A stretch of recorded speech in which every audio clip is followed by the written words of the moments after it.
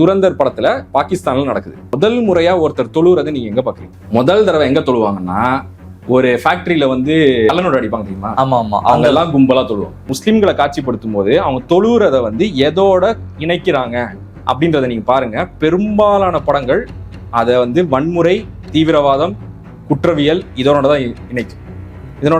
26/11 அட்டாக்ல வந்து அந்த ஹேண்ட்லெஸ்ஸும் டெரரிஸ்டும் என்ன பேசிக்கிட்டாங்க அப்படின்ற அந்த கொடூரமான டேப்பை போட்டு காட்டுவாங்க. கரெக்டா? அந்த டேப்ல எல்லா இடத்துலயுமே இன்ஷா அல்லாஹ்னா இன்ஷா அல்லாஹ்னு தான் எழுது. இன்ஷா அல்லாஹ்னு அவன் என்ன அர்த்தத்துல சொல்றான்? May God be willing. அப்ப அப்படி எழுத வேண்டியதானே? இன்ஷா அல்லாஹ்னா இன்ஷா அல்லாஹ்னே எழுது.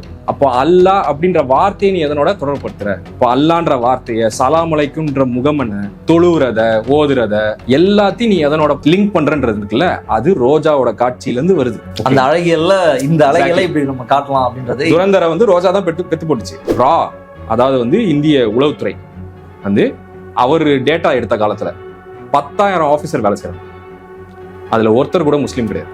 பீஸ்ட் படத்தை நீங்க எப்படி வந்து இஸ்லாமிய போபியா இல்லாத படம்னு சொல்ல வைக்கிறீங்க? செல்வராகவன் கேரக்டர் வச்சு. செல்வராகவன் கேரக்டர் நிஜத்திலே கிடையாது. ஒரு முஸ்லிம் வந்து இந்திய உளவுத்துறையில அதிகாரியா வேலை செய்ய முடியாது அப்படின்னா அதுக்கு அர்த்தம் இந்திய தேசியத்தை காப்பாத்துறது, இந்திய தேசத்தை காப்பாத்துறது அப்படின்ற கொஸ்டின் வரும்போது எல்லாரும் அன்கிரிட்டிக்கலா மாறிடும். ஆனா பெரியார் நமக்கு அதை சொல்லி தந்துட்டு போல. இந்திய தேசியத்தை அவரை மாதிரி கிரிட்டிசைஸ் பண்ண ஒரு ஆளே இருக்க முடியாது. அந்த மாதிரி கிரிட்டிசைஸ் பண்ணாரு. ஆனா பெரியார் வழியில வர நம்ம அதை செய்யறோமா? கிடையாது. இந்திய தேசத்தின் பாதுகாப்புன்னு இருந்துச்சுன்னா அன்கிரிட்டிக்கலா அதை நாங்க சப்போர்ட் பண்ணுவோம். அதுக்கு நாங்க முஸ்லீம்களை பலி கொடுத்துருவோம். அரண்சை நண்பர்களுக்கு வணக்கம். அரண்சை ஊடகம் சுயேட்சையாக இயங்குவதற்காகவே உருவாக்கப்பட்டது. நாம் செய்கிற வேலை உண்மையிலேயே மக்களுக்காக செய்கிறோம் என்பதை நீங்கள் நம்பினால், வாய்ப்பு இருந்தால் இந்த ரேசர் பே QR கோடுக்குள்ளே நீங்கள் வந்து அதை ஸ்கேன் பண்ணி எங்களுக்கு உங்களால் இயன்றதை விருப்பம் இருந்தால் ஆதரவு தெரிவிக்கலாம். வணக்கம், இது அரண்சை. நான் தேவா பாஸ்கர். நீங்கள் பார்த்து கொண்டிருப்பது டீப் டைவ் பாட்காஸ்ட். இன்னைக்கு எபிசோட்ல எந்த விஷயத்த டிஸ்கஸ் பண்ண இருக்கோம் அப்படின்னா, சினிமாவில் வந்து நிறைய ஜான்ராஸ் இருக்கிறத பார்த்துருப்பீங்க. Drama, sci-fi, thriller, crime thriller, fantasy, இப்படி நிறைய ஜான்ராஸ் இருக்கும். இப்போ ஒரு இந்திய சினிமாவில் உருவாகி இருக்கக்கூடிய ஒரு ஜான்ரா என்ன அப்படின்னா இஸ்லாமோபிக் ஃபிலிம்ஸ். நிறைய திரைப்படங்கள் தொடர்ச்சியாக இஸ்லாமை வந்து ஒரு பயமுறுத்துற மாதிரி, அல்லது அந்த படங்கள்லாம் பார்க்கும் பொழுது எனக்கு பர்சனலா என்ன ஃபீல் ஆகும் அப்படின்னா, எந்த ஒரு அரசியல் புரிதலும் இல்லாம இந்த திரைப்படங்களை பார்க்கக்கூடிய நபர்களுக்கு ஜென்ரலாவே இஸ்லாமியர்கள் மீது ஒரு வெறுப்பையோ அல்லது ஒரு அச்சத்தை வந்து இந்த திரைப்படத்தின் வாயிலாக ஏற்படுத்துறாங்க அப்படின்றத பார்க்கும்போது நம்மளால ஈஸியா புரிஞ்சுக்க முடியும். அப்படியான திரைப்படங்கள் தொடர்ச்சியாக வந்துட்டு இருக்கு. தமிழ்நாட்டினுடைய டராண்டினோ மோகன்ஜி கூட இப்போ ஒரு ட்ரெய்லர் அவருடைய படத்துக்கு வந்திருக்கு. அந்த படத்துல கூட ஏதோ மறைக்கப்பட்ட வரலாறுன்னு சொல்லி அந்த முஸ்லிம் ஹேட்டட் சினிமாவை தமிழ்ல இம்போர்ட் பண்றதுக்கான வேலையை அவரும் ஆரம்பிச்சிருக்காரு. இப்படி ஒரு இஸ்லாமிய வெறுப்பு திரைப்படங்கள் தொடர்ச்சியாக இந்திய சினிமாவில் வந்துட்டு இருக்கதை நம்ம பார்த்துட்டு இருக்கோம். அண்ட் இன் ஜெனரலே முஸ்லிமை காட்சிப்படுத்துறது சினிமாவில் அப்படின்றதும் ஒரு பிரச்சனைக்குரிய விஷயமாக, ஒரு விவாதத்திற்குரிய ஒரு விஷயமா தான் இருந்திருக்கு. இந்த தலைப்புகளை தான் நம்ம இன்னைக்கு பேச இருக்கோம். யார் கூட பேச இருக்கோம் அப்படின்னா, வாய்ஸ் ஆஃப் டிஎன் அமைப்பை சேர்ந்த திரு அகமது நதீம் கூட தான். வணக்கம். வணக்கம் தோழர். இன்ட்ரோடக்ஷன்ல சொன்னதையே கேட்டிருப்பீங்க.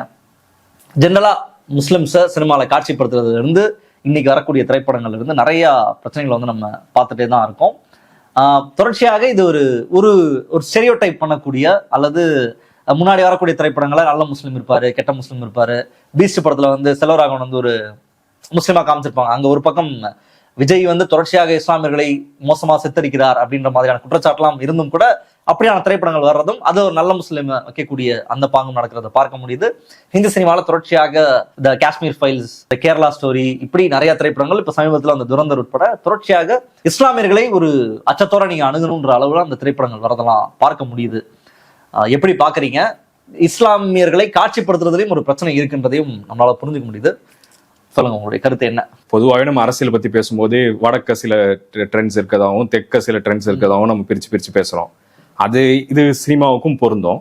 ஆனா அப்படி பார்த்தாலுமே தேசிய அளவுலயே சில ஒற்றுமைகள் இருக்கும். சினிமால இஸ்லாமியர்கள் எப்படி காட்சிப்படுத்துறாங்க அப்படின்னு சில மாறுபாடுகளும் இருக்கும். வடக்க சினிமாக்கும் தெற்க சினிமாக்கும் சில மாறுபாடுகளும் இருக்கும்.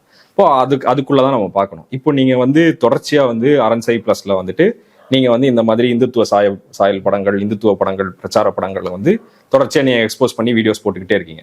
இப்போ நீங்க போடுற வீடியோஸ்லயும் சரி, நான் பொதுவா இதை பத்தி நான் 1-2 இடத்துல பேசியிருக்கேன். நான் பேசும்போதும் சரி, என்கிட்ட முதல்ல வந்து என்ன சொல்லுவாங்கன்னா, இந்த படம்லாம் வந்து இந்த இப்போ காஷ்மீர் ஃபைல்ஸ் மாதிரி படமோ, கேரளா ஸ்டோரி மாதிரி படமோ, சபர்மதி ரிப்போர்ட் மாதிரி படமோ, சாவா மாதிரி படமோ, சாவா கூட விட்டுருங்க சரிங்களா, மற்ற படங்கள்லாம் இருக்குல்ல, இந்த மாதிரி படங்கள் சாவாவுமே சம புருடா தான். அதை பத்தி இல்ல, சாவாவும் இந்துத்துவ படம் தான், நிச்சயமா அது இல்லைன்னு சொல்லவே முடியாது. நான் சொல்றது என்னன்னா, இந்த மாதிரி படங்கள் வந்து 10 படம் வருதுன்னா ஒரு படம் இல்லைன்னா 2 படம் ஓடுது, மிச்ச படம்லாம் ஓட மாட்டேங்குது. இந்த ஓடாத படத்தை நீங்களே பேசி எதுக்கு வந்து ப்ரமோட் பண்றீங்க அப்படின்னு ஒரு கேள்வி கேட்பாங்க. இது வந்து முக்கியமா ஏன் சொல்றேன் அப்படின்னா, முக்கியமா சினிமா துறையில வேலை செய்யறவங்க கிட்ட இது ரொம்ப ஆழமா இருக்குது இந்த நம்பிக்கை. இந்த மாதிரி வர படம்லாம் ஓடுறது இல்ல, இது வந்து இந்தியா வந்து இன்னும் மக்கள் வந்து செக்குலரா தான் இருக்கிறாங்க, இந்த மாதிரி படத்தை எடுத்தாலும் வந்து ஓடுறது இல்ல அப்படின்னு நினைக்கிறாங்க.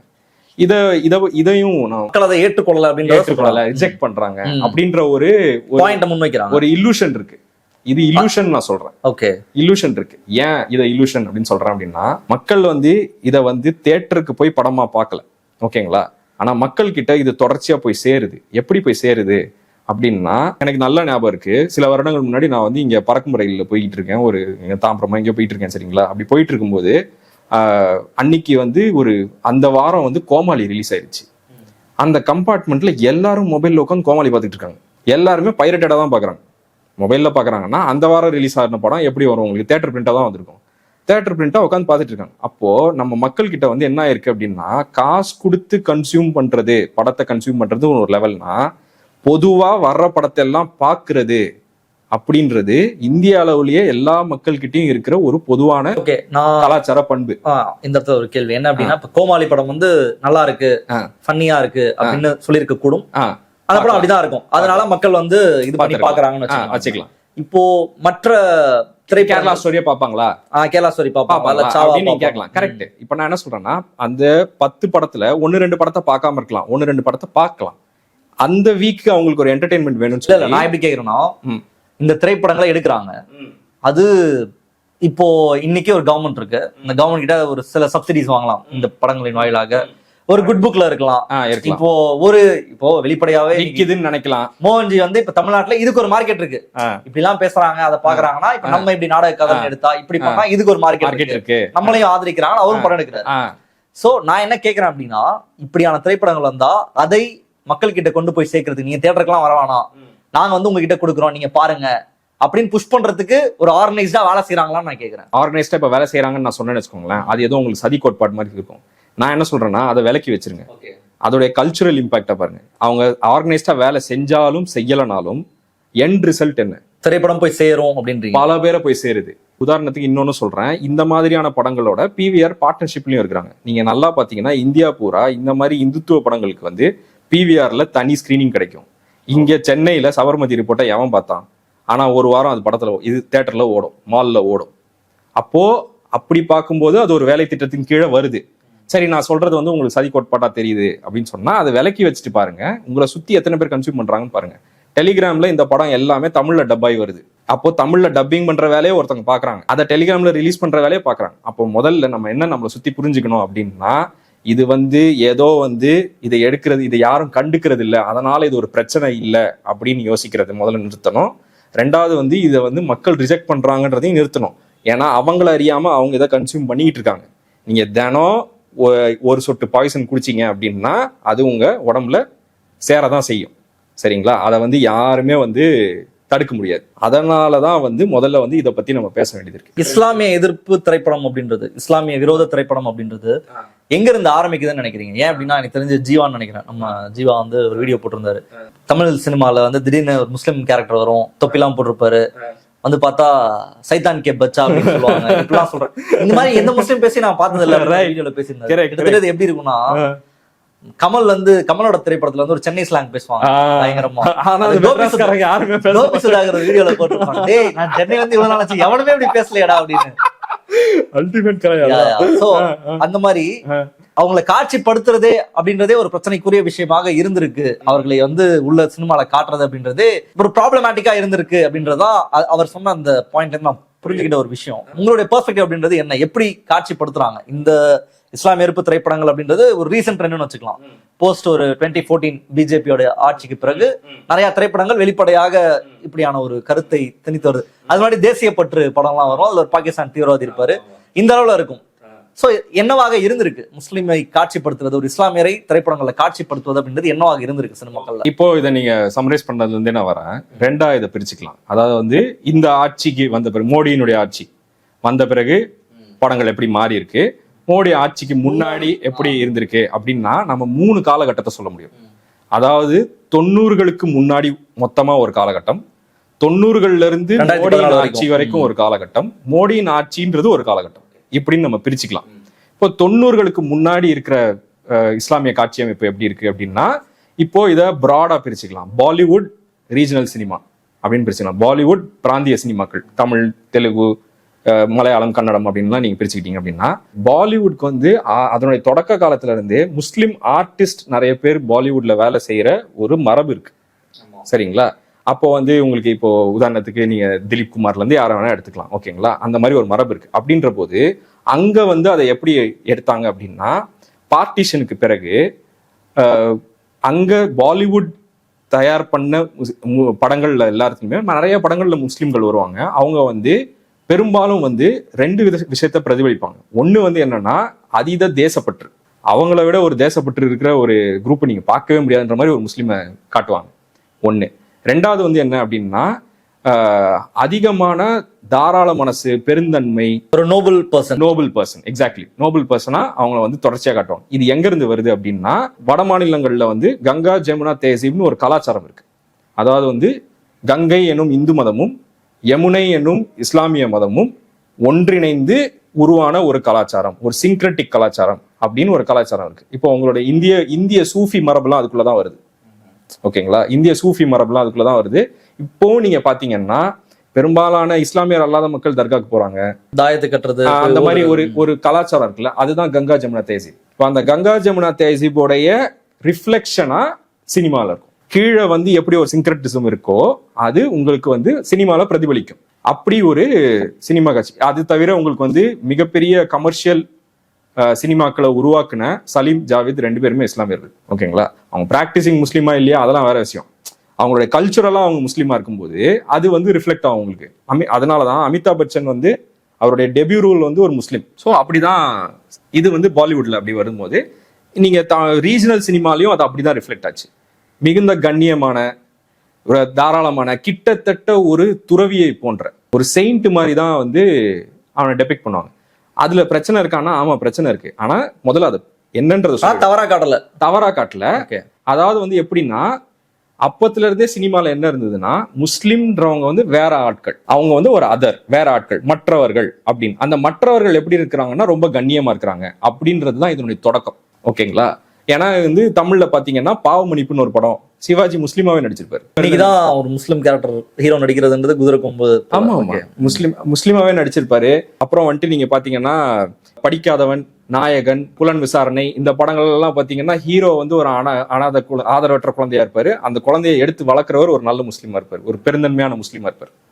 இது ரொம்ப நார்மலான ஒரு இதெல்லாம் எங்க இருந்து வருது அப்படின்னா, இப்போ தமிழ் சினிமா அதோட ரிஃப்ளெக்ஷன், ஹிந்தியோட ரிஃப்ளெக்ஷன் ஒண்ணு, நம்மளுடைய சோஷியல் கண்டிஷன்ல இருந்து ஒரு ரிஃப்ளெக்ஷன். ஏன்னா தமிழ் முஸ்லிம்கள் அப்படின்னு நீங்க எடுத்துக்கிட்டீங்கன்னா, தமிழ்ல இருக்கிற இஸ்லாமியர்கள், தமிழ்நாட்டில் இருக்கிற இஸ்லாமியர்கள் அப்படின்னு எடுத்துக்கிட்டீங்கன்னா, அவங்களுடைய எஜுகேஷனல் மூவ்மெண்ட் வந்து ஒரு பெரிய மூவ்மெண்ட். அவங்களுடைய எஜுகேஷனல் மூவ்மெண்ட் வந்து எப்படி வந்து திராவிட இயக்கம் வந்து கல்வியை வந்து எல்லாருக்கும் திறந்து விட்டுச்சோ, அதே மாதிரி அது வந்து அதுல வந்து கிறிஸ்டியன் ஸ்கூல்ஸ், கிறிஸ்டியன் இன்ஸ்டிடியூஷன்ஸ்க்கு எவ்வளவு பெரிய பங்கு இருக்கோ அதே மாதிரி ஒரு பங்கு முஸ்லிம் இன்ஸ்டிடியூஷன்ஸ்க்கும் இருக்கு. சாதிகளை கடந்து எல்லாருக்கும் கல்வியை திறந்து விடுறது அப்படின்றது வந்து ஒரு பெரிய பங்கு இருக்கு. அதனாலதான் நீங்க இப்போ வள்ளல் சீதா கதையெல்லாம் கேள்விப்பட்டிருப்பீங்கல்ல. அப்போ ஒரு அள்ளி கொடுக்கிற ஒரு இஸ்லாமியர் அப்படின்றது வந்து கல்ச்சுரலா இங்க வந்து எம்பர்ட் ஆயிருக்கு. அதோடைய ரிஃப்ளெக்ஷன் உங்களுக்கு படத்துல தெரிஞ்சுக்கிட்டே இருக்கும். ஆனா அதுல என்ன பிரச்சனைனா, அது எப்பவுமே மற்றவர்களா தான் காமிச்சிருக்கு, ஒரு கண்ணியமான மற்றவராச்சு. இந்த கண்ணியமான மற்றவர் வந்து என்ன ஆறாரு, அதாவது நீங்க சொல்றது இந்த மற்றவர்கள் அப்படின்றது என்னைக்குமே அவங்க அந்த மெயின் ஸ்டோரிலாம் இருக்க மாட்டாங்க, காட்சிப்படுத்தப்படுவாங்க ரொம்ப நல்லவர்களாக, அதீத நல்லவர்கள் நம்ம கூட தான் இருக்காங்க. அவங்களோட கதை ஒரு மெயினான கதை கிடையாது. இப்போ நீங்களும் நானும் இருக்கீங்க, இப்ப நம்ம பேசுறோம்ல, இப்ப நம்ம பேசுறோம். இப்ப 3ஆவதா ஒருத்தர் வராரு, நம்மன்னு பேசுறோம், அவர் அவருன்னு பேசுறோம் அப்படின்னா அவர் வந்து அதர், ஓகே, அவர் மற்றவர் ரைட்டர். ஓகேங்களா? அப்படிதான் முஸ்லீம் என்னைக்குமே இருப்பார். அதுதான் கண்ணியமான ஒருத்தராக அப்படி இருப்பார். 90களுக்கு முன்னாடி இதுதான் அவங்களுடைய நிலைமை. நீங்க பாத்தீங்கன்னா 90களுக்கு அப்புறம் அது அப்படியே நின்றுச்சு. என்னைக்காவது ஒரு நாள் அரிதா ஏதாவது ஒரு படத்துல வரும், சிட்டிசன்ல வந்திருக்கு, தசாவதாரத்துல வந்திருக்கு, அந்த மாதிரி அரிதா ஏதாவது ஒரு படத்துல வரும், மேற்கு தொடர்ச்சி மலையில வந்திருக்கு, அந்த மாதிரிலாம் வந்திருக்கு. சரிங்களா? ஓகே, அதை விட்டுடலாம். 90களுக்கு அப்புறம் இந்த கண்ணியமான மற்றவர் என்ன ஆகிறார் அப்படின்னா ஆபத்தான மற்றவரா மாறிடுறார். அவரை பார்த்து பயப்படக்கூடிய ஆபத்தான, வன்முறையான, பகுத்தறிவு இல்லாத, பிற்போக்கான, கட்டுப்பெட்டியான அப்படின்ற ஒரு மற்றவரா மாறுறாரு. இது எப்படி மாறுறாரு? இந்த டிரான்ஸ்ஃபர்மேஷன் எப்படி நடக்குது? இது எப்படி நடக்குது அப்படின்னா, எப்படி வந்து இன்னைக்கு இந்தியாவுடைய அரசியல் சூழலை இந்திய சினிமா படங்கள் பிரதிபலிக்குதோ அப்படி 90களின் அரசியல் சூழலை 90களின் படம் பிரதிபலிக்குது. ஆனா அந்த டிரான்ஸ்ஃபர்மேஷன், அந்த ஷிஃப்ட ஒரு படம் கொடுக்கணும்ல, அப்படியான படம் தான் ரோஜா உங்களுக்கு. ஓகேங்களா? ரோஜா தான் 90களின் காலகட்டம் அப்படின்றது 92ல வந்துச்சு ரோஜா. அதான் நீங்க சொல்ற அந்த 90ஸ்க்கு பிறகு இப்படியான ஷிஃப்ட் நடக்குதுன்ற சொல்றீங்க. இன்னும் ஆடியன்ஸ்க்கு புரிஞ்சுக்கிறதுக்காக சொல்றேன். அப்போ வந்து இந்த மூவ்மெண்ட்லாம் நடக்குது. பாப்ரி மஸ்ஜித் இடிக்கிற மூவ்மெண்ட், ராம் டெம்பிள் மூவ்மெண்ட், இந்த பேக்ரவுண்டோட தான் நம்ம ரோஜாவை பார்க்கணும். கண்டிப்பா நீங்க அத சொன்னது ஆபத்தா நீங்க சொன்னது அப்படியே எக்ஸ்பேண்ட் பண்ணலாம். 90களின் அரசியல் என்ன, 80களின் பிற்பாடு 90களின் முதல் பாதியினுடைய அரசியல் என்ன அப்படின்னு நம்ம பார்த்தோம் அப்படின்னா, வலதுசாரி இந்துத்துவ அமைப்புகள் அரசியல், அதனுடைய அரசியலுடைய எழுச்சி. ஓகேங்களா? அவங்க வந்து இன்னும் ஓட்டு வாங்கி ஜெயிக்கிற நிலைமைக்கு வரல. ஆனா கிரவுண்ட்ல வந்து ஒரு ஸ்ட்ராங்கான ஃபோர்ஸா மேல ஏறி வந்துகிட்டு இருக்காங்க. ஓகேங்களா?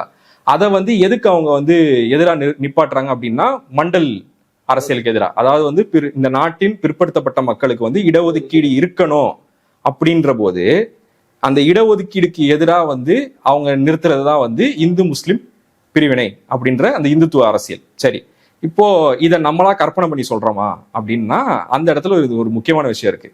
இப்போ வந்து மண்டல் அரசியல் வந்து பிற்படுத்தப்பட்ட மக்களுக்கு வந்து இடஒதுக்கீடு தரணும் அப்படின்னு சொல்லும் போது, இங்க இருக்க பார்ப்பனிய அரசியலினுடைய எதிர்வாதம் என்னன்னா, இது இந்துக்களை பிளவுபடுத்தும் அப்படின்ற போது, இப்போ அம்பேத்கர் ஒண்ணு சொல்றாரு, இந்த நாட்டுல ஒவ்வொரு சாதியும் வந்து தனியான ஒரு நாடா இருக்கு. ஒரு சாதின்றதே ஒரு நாடு, தனியான நாடா இருக்கு. இந்த சாதிகளுக்கு மத்தியில ஒரு சகோதரத்துவமே கிடையாது. இந்துக்களுக்கு மத்தியில ஒரு சகோதரத்துவமே கிடையாது. அது ஒரே ஒரு கட்டத்துல மட்டும்தான் உருவாகும். எப்போன்னா போய் முஸ்லீம் அடிக்கும் போது. அம்பேத்கர் என்ன சொல்றாருன்னா, இந்து முஸ்லிம் கலவரத்தின் போது மட்டும்தான் இந்துக்கள் மத்தியில ஒற்றுமைன்னு ஒண்ணு இருக்கு, சாதியை கடந்த சகோதரத்துவம்னு ஒண்ணு இருக்கு. கலவரத்தப்போ போய் ஒன்னா சேர்ந்து முஸ்லீம் அடிச்சுட்டு திருப்பி மறுபடியும் போய் சாதியா வாழ்வான் அப்படின்றத அம்பேத்கர் சொன்னார். இப்போ ஹிந்து யூனிட்டின்றத ஒன்ன சேலஞ்ச் பண்ணிட்டே இருக்கு. எது? மண்டல் பாலிடிக்ஸ் வந்து சேலஞ்ச் பண்ணுது. அப்போ அதை எப்படி ரிசால்வ் பண்றாங்க, அதை எப்படி சரி செய்யறாங்க அப்படின்னா, முஸ்லீம் அடிக்கணும்.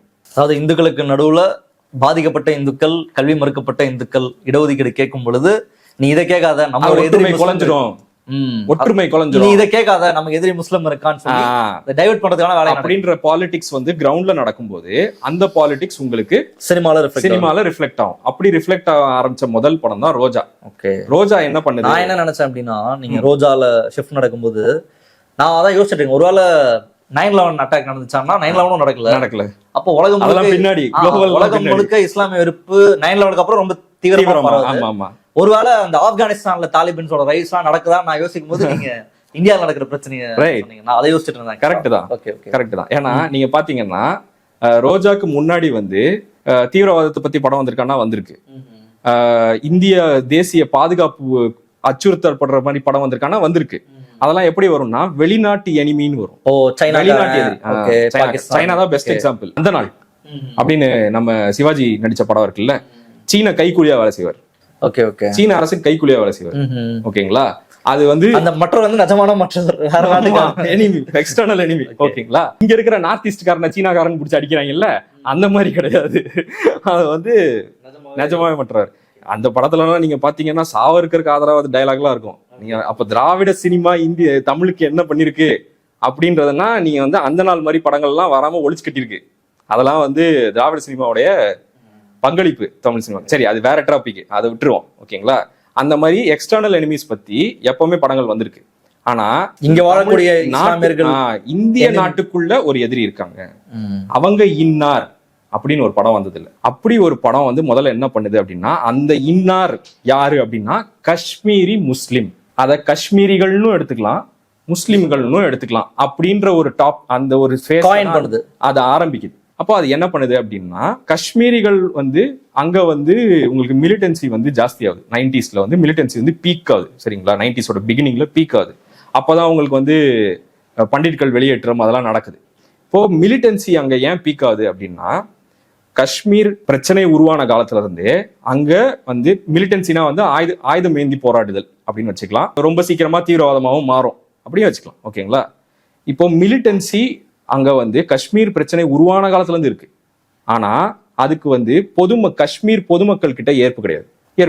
அவங்க வந்து ரொம்ப ஓரமா ஒரு 4 பேர் செஞ்சுட்டு இருக்க வேலையா இருக்கும். ஓகேங்களா, அது ஒரு பரவலானது அப்படின்னு வச்சுக்கலாம். ஆயுதம் ஏந்தி போராடுறது பரவலாகிறது எப்போ அப்படின்னா 1987 காஷ்மீருடைய மாநிலத்தினுடைய ஒரு இது நடக்குது, ஒரு தேர்தல் நடக்குது. அந்த தேர்தலை டெல்லி அரசாங்கம், இந்திய யூனியன் அரசாங்கம் வந்து அந்த தேர்தலை வந்து கல்லாட்டம் ஆடி, அதாவது வந்து ஒரு அரசே வந்து கள்ள ஓட்டு போடுதுன்னு வச்சுக்கோங்களேன். அதாவது நம்ம இப்ப பாக்குறோம் ஓட்சோரியே இப்ப பாக்குறோம்.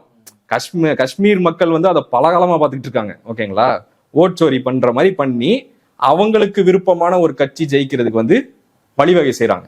அப்போ அந்த இடத்துல வந்து பிரின்சிபல் ஆப்போசிஷனா இருந்த 2 பார்ட்டியில ஒரு பார்ட்டி வந்து அது வந்து அதனால ரொம்ப பாதிப்படைறாங்க. அவங்க வந்து ஒரு 1/4 பங்கு சீட்டு ஜெயிக்கணும் அப்படின்னா அவங்க ஒண்ணுமே இல்லாம வைப்போட் ஆறாங்க. இது வந்து என்ன ஆகுது அப்படின்னா, காஷ்மீர் மக்களுக்கிடையே வந்து எந்த கட்சிக்கு ஓட்டு போட்டவங்கனாலும் அந்த மக்களுக்கிடையே வந்து ஒரு பெரிய கோவத்தை ஏற்படுத்துது. அது எப்படி நீங்க வந்து என்னோட ரைட் டு ஓட்டை வந்து இந்த மாதிரி நியூட்ரலைஸ் பண்ணலாம்? ஏன்னா என்னோட வாக்களிக்கிற உரிமையை நீங்க எப்படி ஒண்ணுமில்லாம ஆக்கலாம்? அப்பனா வாக்களிக்கிற உரிமைன்னு எனக்கு ஒண்ணு இருக்கா? நான் ஜனநாயகத்துல வாழ்றேனா? இந்த மாதிரி கேள்வி எல்லாம் வருது. அதன் அடிப்படையில தான் மிலிட்டன்சி பத்திக்குது. காஷ்மீர்ல மிலிட்டன்சி பத்திக்குது. அதுக்கப்புறம் தான் உங்களுக்கு பண்டிட்கள் வெளியேற்றம் அந்த மாதிரிலாம் பல விஷயங்கள்லாம் நடக்குது. ஓகேங்களா, இப்போ இது வந்து காஷ்மீருடைய இம்மீடியட் சூழல்ல முதல் சூழல். இப்போ இந்த மிலிட்டன்சி பத்திக்கிட்டதுனால என்ன ஆகுது அப்படின்னா, ராணுவத்துக்கும் காஷ்மீரிய போராளிகளுக்கும் பிரச்சனை முத்திக்குது. அங்க எங்க பார்த்தாலும் சண்டை போட்டுக்கிறாங்க, சுட்டுக்கிறாங்க, கொல்றாங்க, அதெல்லாம் நடக்குது. ஓகே, இப்போ அந்த சமயத்துல தான் 91 என்ன நடக்குது அப்படின்னா, குனான்னு ஒரு கிராமம், பஷ்போரான்னு ஒரு கிராமம், 2 பக்கத்துல இருக்கிற கிராமம். இந்த கிராமத்துக்கு பக்கத்துல வந்து ஒரு இடத்துல வந்து காஷ்மீரிய ஆயுதம் ஏந்திய போராளிகள் வந்து ராணுவத்தை வந்து சுட்டுறாங்க. ராணுவத்துக்கு வந்து அது பயங்கரமான கோவத்தை ஏற்படுத்துது. ராணுவம் வந்து என்ன பண்ணுதுன்னா, இது எல்லாமே வந்து குற்றம் சாட்டப்பட்ட அலஜட்லின்னு வச்சுக்கோங்க. ராணுவம் வந்து என்ன பண்ணுதுன்னா, நள்ளிரவு வந்து அந்த கிராமத்துல வந்து அந்த 2 கிராமத்தினுடைய ஆண்களை வெளியேற்றிட்டு அதனுடைய பெண்களை வந்து கூட்டு வன்புணர்வு செய்து குறைஞ்சது 30 பேர், அதிகபட்சம் 100 பேர், 100 பெண்கள் அப்படின்னு சொல்றாங்க. அது ரிப்போர்ட்டுக்கு ரிப்போர்ட் மாறுது. இப்போ அப்படி ஒரு விஷயம் நடந்து கொஞ்ச நாள் கழிச்சு அது வெளியே வந்த போது இந்திய பிரஸ் கவுன்சில் அதை போயிட்டு இன்வெஸ்டிகேட் பண்ண போயிட்டு கவர்மெண்ட் வெர்ஷன் ஆஃப் ஈவெண்ட்ஸ் என்னவோ அதை அப்படியே திருப்பி எழுதி கொடுத்துட்டு வந்தாங்க. ஒரு பத்திரிகையாளராக அவங்க வேலை செஞ்சாங்களா? செய்யல. ஏன்னா காஷ்மீர்ன்றவன் அதர், முஸ்லீம்ன்றவன் அதர்ன்றதெல்லாம் அதோடைய ரூட் அங்க இருக்கு. ஓகேங்களா, இப்படிலாம் பண்றாங்க. ஆனா ஹியூமன் ரைட்ஸ் வாட்ச், யூஎஸோட ஹியூமன் ரைட்ஸ் வாட்ச்லாம் இந்தியா வந்து எப்படி கிரெடிபிளான எவிடன்ஸை தூக்கி போட்டுச்சு அப்படின்றதெல்லாம் ரிப்போர்ட்டா எழுதியிருக்காங்க. சரி, அதெல்லாம் விட்டுரும். இப்போ 2017 வரைக்கும் 2017 குனான் பஷ்புரா மாஸ் ரேப் கேஸ் வந்து சுப்ரீம் கோர்ட்ல ரீஓபன் ஆகி அப்படியே இருக்கு, மூவ் ஆகல. அது இன்னும் கேஸாவே இருக்கு அப்படின்னு வச்சுக்கோங்க. இப்போ காஷ்மீர் மக்கள் பாயிண்ட் ஆஃப் வியூல இருந்து அவங்க ரொம்ப காலமா அவங்க வந்து டெல்லி வந்து கவர்னர் மூலமா ஆளுது. ஆர்.என். ரவியை நம்ம இன்னைக்கு பாக்குறோம். டே 1ல இருந்து காஷ்மீருடைய நிலைமை அதுதான். ரொம்ப காலமா ஆர்.என். ரவி மாதிரி ஒரு ஆட்சி தான் அவங்க அனுபவிக்கிறாங்க. ரொம்ப காலமா அவங்க என்னென்ன உரிமைகள்லாம் கேட்டு சேர்ந்தாங்களோ அது எல்லாமே மறுக்கப்பட்டு அது வந்து கொஞ்சம் கொஞ்சமா பறிக்கப்படுறத அவங்க கண்ணு முன்னாடி பாக்குறாங்க. உச்சபட்சமா அவங்களுடைய வாக்குரிமை நாசமா போறத பாக்குறாங்க. சரிங்களா, அது இல்லாம ராணுவத்தினுடைய இந்த மாதிரியான சொல்ல முடியாத அடக்குமுறை. அதையும் தாண்டி அவருடைய இளைஞர்களை காவு கொடுக்குறாங்க. எதுக்கு காவு கொடுக்குறாங்க அப்படின்னா, பஞ்சாப்ல வந்து காலிஸ்தான் பிரச்சனை வந்து உச்சத்துல இருக்கும்போது பஞ்சாப் போலீஸ் வந்து என்ன பண்ணோம்னா, எவனாவது விசாரிக்கணும்னு கூட்டு போவோம், உங்க வீட்டுக்கு வந்து தேவா விசாரிக்கிறேன் அப்படின்னு சொல்லி கூட்டு போயிட்டு நீங்க திரும்பி வரமாட்டீங்க. என்னன்னு போயிட்டு உங்க வீட்டுல போயிட்டு என் பையன் காணா, என் மாப்பிள்ளை காணா அப்படின்னு போயிட்டு அவங்க கேட்டாங்க அப்படின்னா, நாங்க நைட்டே விட்டோமே அப்படின்னு சொல்லுவாங்க. நீங்க திரும்பி வரமாட்டீங்க, காணாமல் ஆக்கப்படுவீர்கள். ரொம்ப சிம்பிள். எந்த ஊர்ல ஒரு உரிமையை கேட்கிறாங்களோ அந்த இடத்துல அதிகார வர்க்கம் என்ன பண்ணுதோ பண்ணுது. அதை பண்ணிருக்காங்க. பஞ்சாப்ல அது பண்ணிச்சா அந்த பேசிட்டு இருக்க இன்னைக்கு தேதியில ஐஸ் அப்படின்னு அமெரிக்கால இமிகிரன்ஸ் இது பண்றோம் பண்றாங்கல்ல, அவங்க ஊருக்காரங்களே சுட்டு கொண்டுட்டு இருக்காங்க, பண்ணிட்டு இருக்காங்க. இப்போ பஞ்சாப்ல அந்த மாடல் தூக்கி அப்படியே காஷ்மீர்ல பண்ணிட்டு இருந்தாங்க. 90களுடைய ஆரம்பத்துல ரொம்ப தீவிரமா போயிட்டு இருந்துச்சு. இப்ப ஸ்கூல் படிக்கிற பசங்க 12வது படிக்கிற பையன்லாம் போவான், திரும்பி வரமாட்டான். அதுதான் காஷ்மீரினுடைய அடிப்படையான சூழல், அங்க அந்த மக்களுடைய சூழல். ஆனா காஷ்மீரை நம்ம வெளியே இருந்து இந்தியா பாக்குதுல, இந்தியா எப்படி அவங்கள பாக்குது அப்படின்னா, இந்தியா வந்து ஏற்கனவே மண்டல் பாலிடிக்ஸ்ல இந்து ஒற்றுமை என்ன அப்படின்றதுல தலையை பிச்சுக்கிட்டு இருக்கு.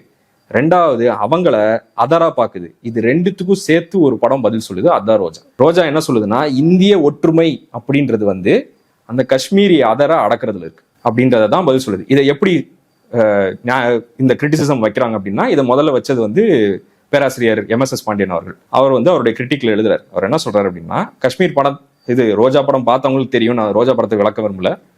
ரோஜா படத்துல வந்து 2 தமிழ்நாட்டுல இருந்து போன அப்பாவி சொல்லுங்க. இல்ல சொல்லுங்க. தமிழ்நாட்டுல இருந்து போவாரு அரவிந்த் சாமி. தென் தமிழ்நாட்டுல இருந்து திருநெல்வேலியில இருந்து ஒரு பெண்ணை திருமணம் செய்து கொண்டு பெண்ணினுடைய தங்கச்சியை திருமணம் செய்துட்டு காஷ்மீருக்கு போவார். திடீர்னு ஒரு எமர்ஜென்சியா கூப்பிடுறாங்க, அங்க போய் மாட்டிப்பாரு. அப்புறம் அங்க இருந்து தேசிய கொடி எல்லாம் கொளுத்துவாங்க, அதுல உருண்டு பரண்டு அதை ஆஃப் பண்ணிட்டு அதுக்கப்புறமா அவங்களுக்கு அட்வைஸ் பண்ணிட்டு அதுக்கப்புறம் தப்பிச்சுவாங்க. கரெக்ட். கரெக்ட். கடைசியில அவங்க ஒண்ணு சேர்ந்துருவாங்க. அந்த பெண் வந்து என்னோட தாலியை காப்பாத்துங்க அப்படின்னு சொல்லி இந்த மொழி தெரியாத ஆர்மி ஆபீசர் கிட்ட போய் கேட்கும்போது, தாலின்றது வந்து இந்திய கலாச்சாரத்தின் ஒற்றுமையை காட்டுகிற ஒரு சின்னமா மாறி, அவர் வந்து தமிழ் புரியலனாலும் அது புரியும் அவருக்கு. உடனே அவர் வந்து காப்பாத்த இது பண்ணிடுவாரு. அந்த மாதிரிலாம் இப்ப தாலி கட்டாதவங்கலாம் அந்த இந்தியன் இல்லையாடா அப்படின்லாம் நீங்க கேட்க கூடாது, சரியா? சரி, ஓகே, வச்சுப்போம், அது வேற பஞ்சாயத்து. அதுக்குள்ள போவோம். MSS பாண்டியனோட கிரிட்டிக் அவர் என்ன சொல்றாரு அப்படின்னா, படத்துல 2 மெயின் வில்லன். ஒருத்தன் வந்து வாசிம் கான் அப்படின்ற தீவிரவாதி, அவனை விடுவிக்கிறதுக்காக தான் வந்து மிரட்டுறதுக்காக கரெக்ட் அரவிந்த் சாமி பிடிச்சிட்டு போயிடுறாங்க. ரெண்டாவது, அப்படி அவனை பிடிச்சிட்டு இருக்கும்போது அந்த அவனை வந்து கைதியா வச்சிருக்கிற ஒரு தீவிரவாதி வந்து யாருன்னா லியாக்கத். இவங்க 2 பேர் தான். வாசிம் கானுக்கு படத்துல டயலாகே கிடையாது. லியாக்கத் வந்து அரவிந்த் சாமி வந்து லெக்சரா கொடுப்பாப்ல அவனுக்கு. இந்தியானா என்ன தெரியுமா, தேசியம்னா என்ன தெரியுமா, இது வன்முறை எவ்வளவு தப்பு தெரியுமா, அது தெரியுமா, இது தெரியுமா, அப்படி இப்படின்லாம், ஏன் இதெல்லாம் பண்றீங்க அப்படின்லாம் கேட்பாரு. லியாக்கத் வந்து சிம்பிளா ஒரே ஒரு பதில் சொல்லுவாப்புல, உனக்கு சொன்னா புரியாதுன்றார். அப்போ MSS பாண்டியன் சார் என்ன சொல்றாரு அப்படின்னா, ஆன்டகனிஸ்ட்னு ஒருத்தனை காட்டுற, ஆனா அவனோட தரப்புன்னு ஒண்ணு இல்லவே இல்லை. அவனை சைலன்ஸ் பண்ற. அவனை சைலன்ஸ் பண்ணிட்டு நீ என்ன பண்ற அப்படின்னா, அவனை ஒரு வெறி பிடிச்சவன் மாதிரி காட்டுற. பிளாக கொளுத்துறான், 4 பேரை சுட்டு கொல்றான், வன்முறையாளனா இருக்கான், வெறி பிடிச்சவனா இருக்கான். இப்போ அப்படின்னா அவன் மனிதன்ல இருந்து என்னவா மாறிடுறான், அவன் மனிதனை விட குறைஞ்சவனா மாறிடுறான், ஒரு மிருகம் மாதிரி ஆயிடுறான். ஒரு மிருகத்தை நீங்க அடக்கிதானே ஆகணும். அந்த மிருகங்களை அப்படி பண்றதுல தப்பு கிடையாது. எக்ஸாக்ட்லி. அப்போ ஒரு மிருகத்தை அடக்கும் போது குணான் பாஸ் பண்ண மாதிரி ஒன்னு நடந்துச்சுன்னா அதை என்ன பண்ண முடியும், தவிர்க்க முடியாது. அப்படின்னு தில்சேல டயலாக் நினைக்கிறேன், ஆர்மி வந்து ரேப் பண்றாங்க. தில்சே வந்து என்னன்னா, இந்த மாதிரி ரோஜா மேல வச்ச கிரிட்டிசிசம் எல்லாம் கொஞ்சம் பூசி முழுவ ட்ரை பண்ணதுதான் தில்சே. ஆனா தில்சே அது வேற பஞ்சாயத்து, சரிங்களா? சரி, ஓகே, அது விட்டுருவோம். முஸ்லிம்ஸ் பேசுறதுனால இதுக்குள்ள வரும். தில்சேக்குள்ள முஸ்லீம் இல்லல்ல, அதனால இதை பேசுவோம். ஒரு வில்லன் தரப்பை எதுவுமே சொல்ல விடாம, நான் சொன்னா அவங்களுக்கு புரியாதுன்னு சொல்லி ஒட்டுமொத்தமாக அவர்களை வந்து அவர்கள் தரப்பையே பேச விடாம ஒரு வில்லனா காட்டுறது. ஆல்ரெடி மக்களுக்கு ஒரு அபிப்பிராயம் இருக்கு, காஷ்மீர்ல பிரச்சனை பண்ணிட்டு இருக்காங்க, இந்தியாவோட இல்லாம போறேன்னு சொல்றாங்க, அது இதுன்ற மெயின் ஸ்ட்ரீம் மீடியா அந்த வேலையை பாக்குது. ஏன்னா நான் உங்களுக்கு சொன்னேன், குணான் பாஸ்பராவை மெயின் ஸ்ட்ரீம் மீடியா எப்படி கவர் பண்ணிச்சு அந்த லட்சணத்துலதான் ஊடகங்கள் வந்து இல்ல. இப்ப நீங்க சொல்லும் போது இந்த டைம்ல எனக்கு எப்படி புரியுது அப்படின்னா, இப்போ தமிழ்நாட்டினுடைய மொழி சென்டிமெண்ட் அப்படின்றது என்ன அப்படின்றது தமிழ்நாடு மக்களுக்கு தான் தெரியும். தமிழ்நாட்டினுடைய மொழிப்போர் வரலாறு என்ன, தமிழ்நாட்டுக்கு மொழி சென்டிமெண்ட்னா என்ன. இப்போ இதை வந்து ஒரு வெளியில இருந்து பார்த்தாங்கன்னா யாருமே புரியாது. இப்போ இதை வந்து ஒரு படம் எடுக்கிறாங்க, மொழிக்காக போராடுற ஒருத்தனை படம் எடுத்தாங்கன்னா அவனையே பேச விடாம உனக்கு புரியாது. இப்போ நம்மளுடைய மொழிப்போரை பத்தி வந்து நேஷனல் மீடியா வந்து ரெப்ரசென்ட் பண்ணா நம்ம எப்படி ரெப்ரசென்ட் நேஷனல் மீடியாலாம் இல்ல ப்ரோ. நார்மலா ஒரு ஹிந்தி பேசுறவங்க பேசினாலே ஏன் நேஷனல் லாங்குவேஜ் நீ வந்து கத்துக்கல அப்படின்னு பேசுவாங்க. அந்த பார்வையை நீங்க அப்படியே வேற பர்ஃபெக்டா சொன்னீங்க. அந்த பார்வையை நீங்க அப்படியே காஷ்மீருக்கு பொறுத்தலாம். இன்னொன்னு இருக்கு, நீங்க இப்படியும் அப்படிதான் நம்மால எடுத்திருக்காரு மணிரத்னம். மொழிப்போர் சம்பந்தமா ஒரு ஹிந்தி டைரக்டர் அனுராக் காஷ்யப் எதுவுமே பண்ணாம படம் எடுத்தாருன்னா எப்படி இருக்குமோ, அந்த மாதிரி இவர் காஷ்மீர் பத்தின பிரச்சனைகளை இன்னொரு தரப்பு என்ன அப்படின்றதே தெரியாமல் இவருடைய பெர்ஸ்பெக்டிவ படமா எடுத்து அந்த கேட் ஓபன் பண்ணிருக்காரு. காஷ்மீரினுடைய பிரச்சனையை ஒரு உயர் சாதி இந்து மனநிலையில இருந்து அணுகுனா எப்படி இருக்கும், அதுதான் ரோஜா. இப்போ அது நீங்க சொன்னதுனால நான் இதையும் சொல்றேன். நீங்க கரெக்டா அந்த மொழிப்போரை எடுத்துட்டு வந்தீங்க, அதனால நம்ம எப்படி அதை கனெக்ட் பண்ணலாம். காங்கிரஸை நீக்கிட்டு திமுக முதல்ல ஆட்சிக்கு வரும்போது அது வந்து ஒரு வரலாற்று சம்பவம். ஏன்னா ஒரு பார்ப்பனர் கூட இல்லாத முதலமைச்சர் ஒரு அமைச்சரவையை நம்ம இது பண்றோம், நிறுவுறோம். ஆனா இந்திய வரலாறுல அதை அப்போ எப்படி எழுதுனாங்க, அது எப்படி எழுதுனாங்க அப்படின்னா, இது வந்து ஒரு பிராமண வெறுப்பு இருக்கிற ஒரு நாட்சி கட்சி லெவலுக்கு எழுதுனாங்க அதை. சரிங்களா, அதை எழுதுனாங்க. அப்போ எழுதுறாங்கல்ல, அப்போ பார்ப்பனர் இல்லாத தரப்பு கிட்ட ஆட்சி இருக்கும்போது அந்த மாநிலங்கள் எல்லாமே ஏதோ ஒரு வகையான ஒடுக்குமுறையை சந்திக்கும். அந்த ஒடுக்குமுறையோட அளவு வந்து மாறுபடும்.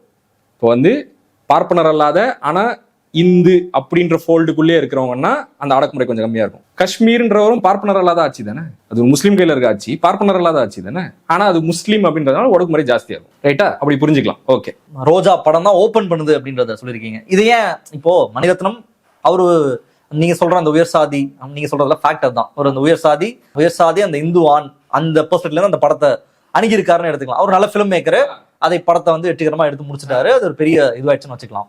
அது ஒரு இன்சிடென்ட்டா பார்க்கலாம்ல. அது எப்படி நீங்க அதுதான் கெட்ட முஸ்லிம் அப்படின்றத காட்டுறதுக்கான கேட்வேவா இருக்கு ஏன் சொல்றீங்க? கண்டிப்பா பேசலாம். இப்போ அதுல வந்து அந்த மற்றவரா ஆக்குறதுல என்னென்னலாம் பண்றாங்க அப்படின்னா, இப்போ அவங்களை பேச விடாம பண்றாங்கன்றது ஒண்ணு. ரெண்டாவது, அவங்களுடைய கலாச்சார குறியீடுகள், பண்பாட்டு குறியீடுகள் இருக்குல்ல, அந்த குறியீடுகள்லாம் என்னவா மாறுது. உதாரணத்துக்கு, ஒரு முஸ்லிம் வந்து ஓதுறார் தொழுகிறார் அப்படின்றது வந்து ரொம்ப நார்மலான ஒரு விஷயம்.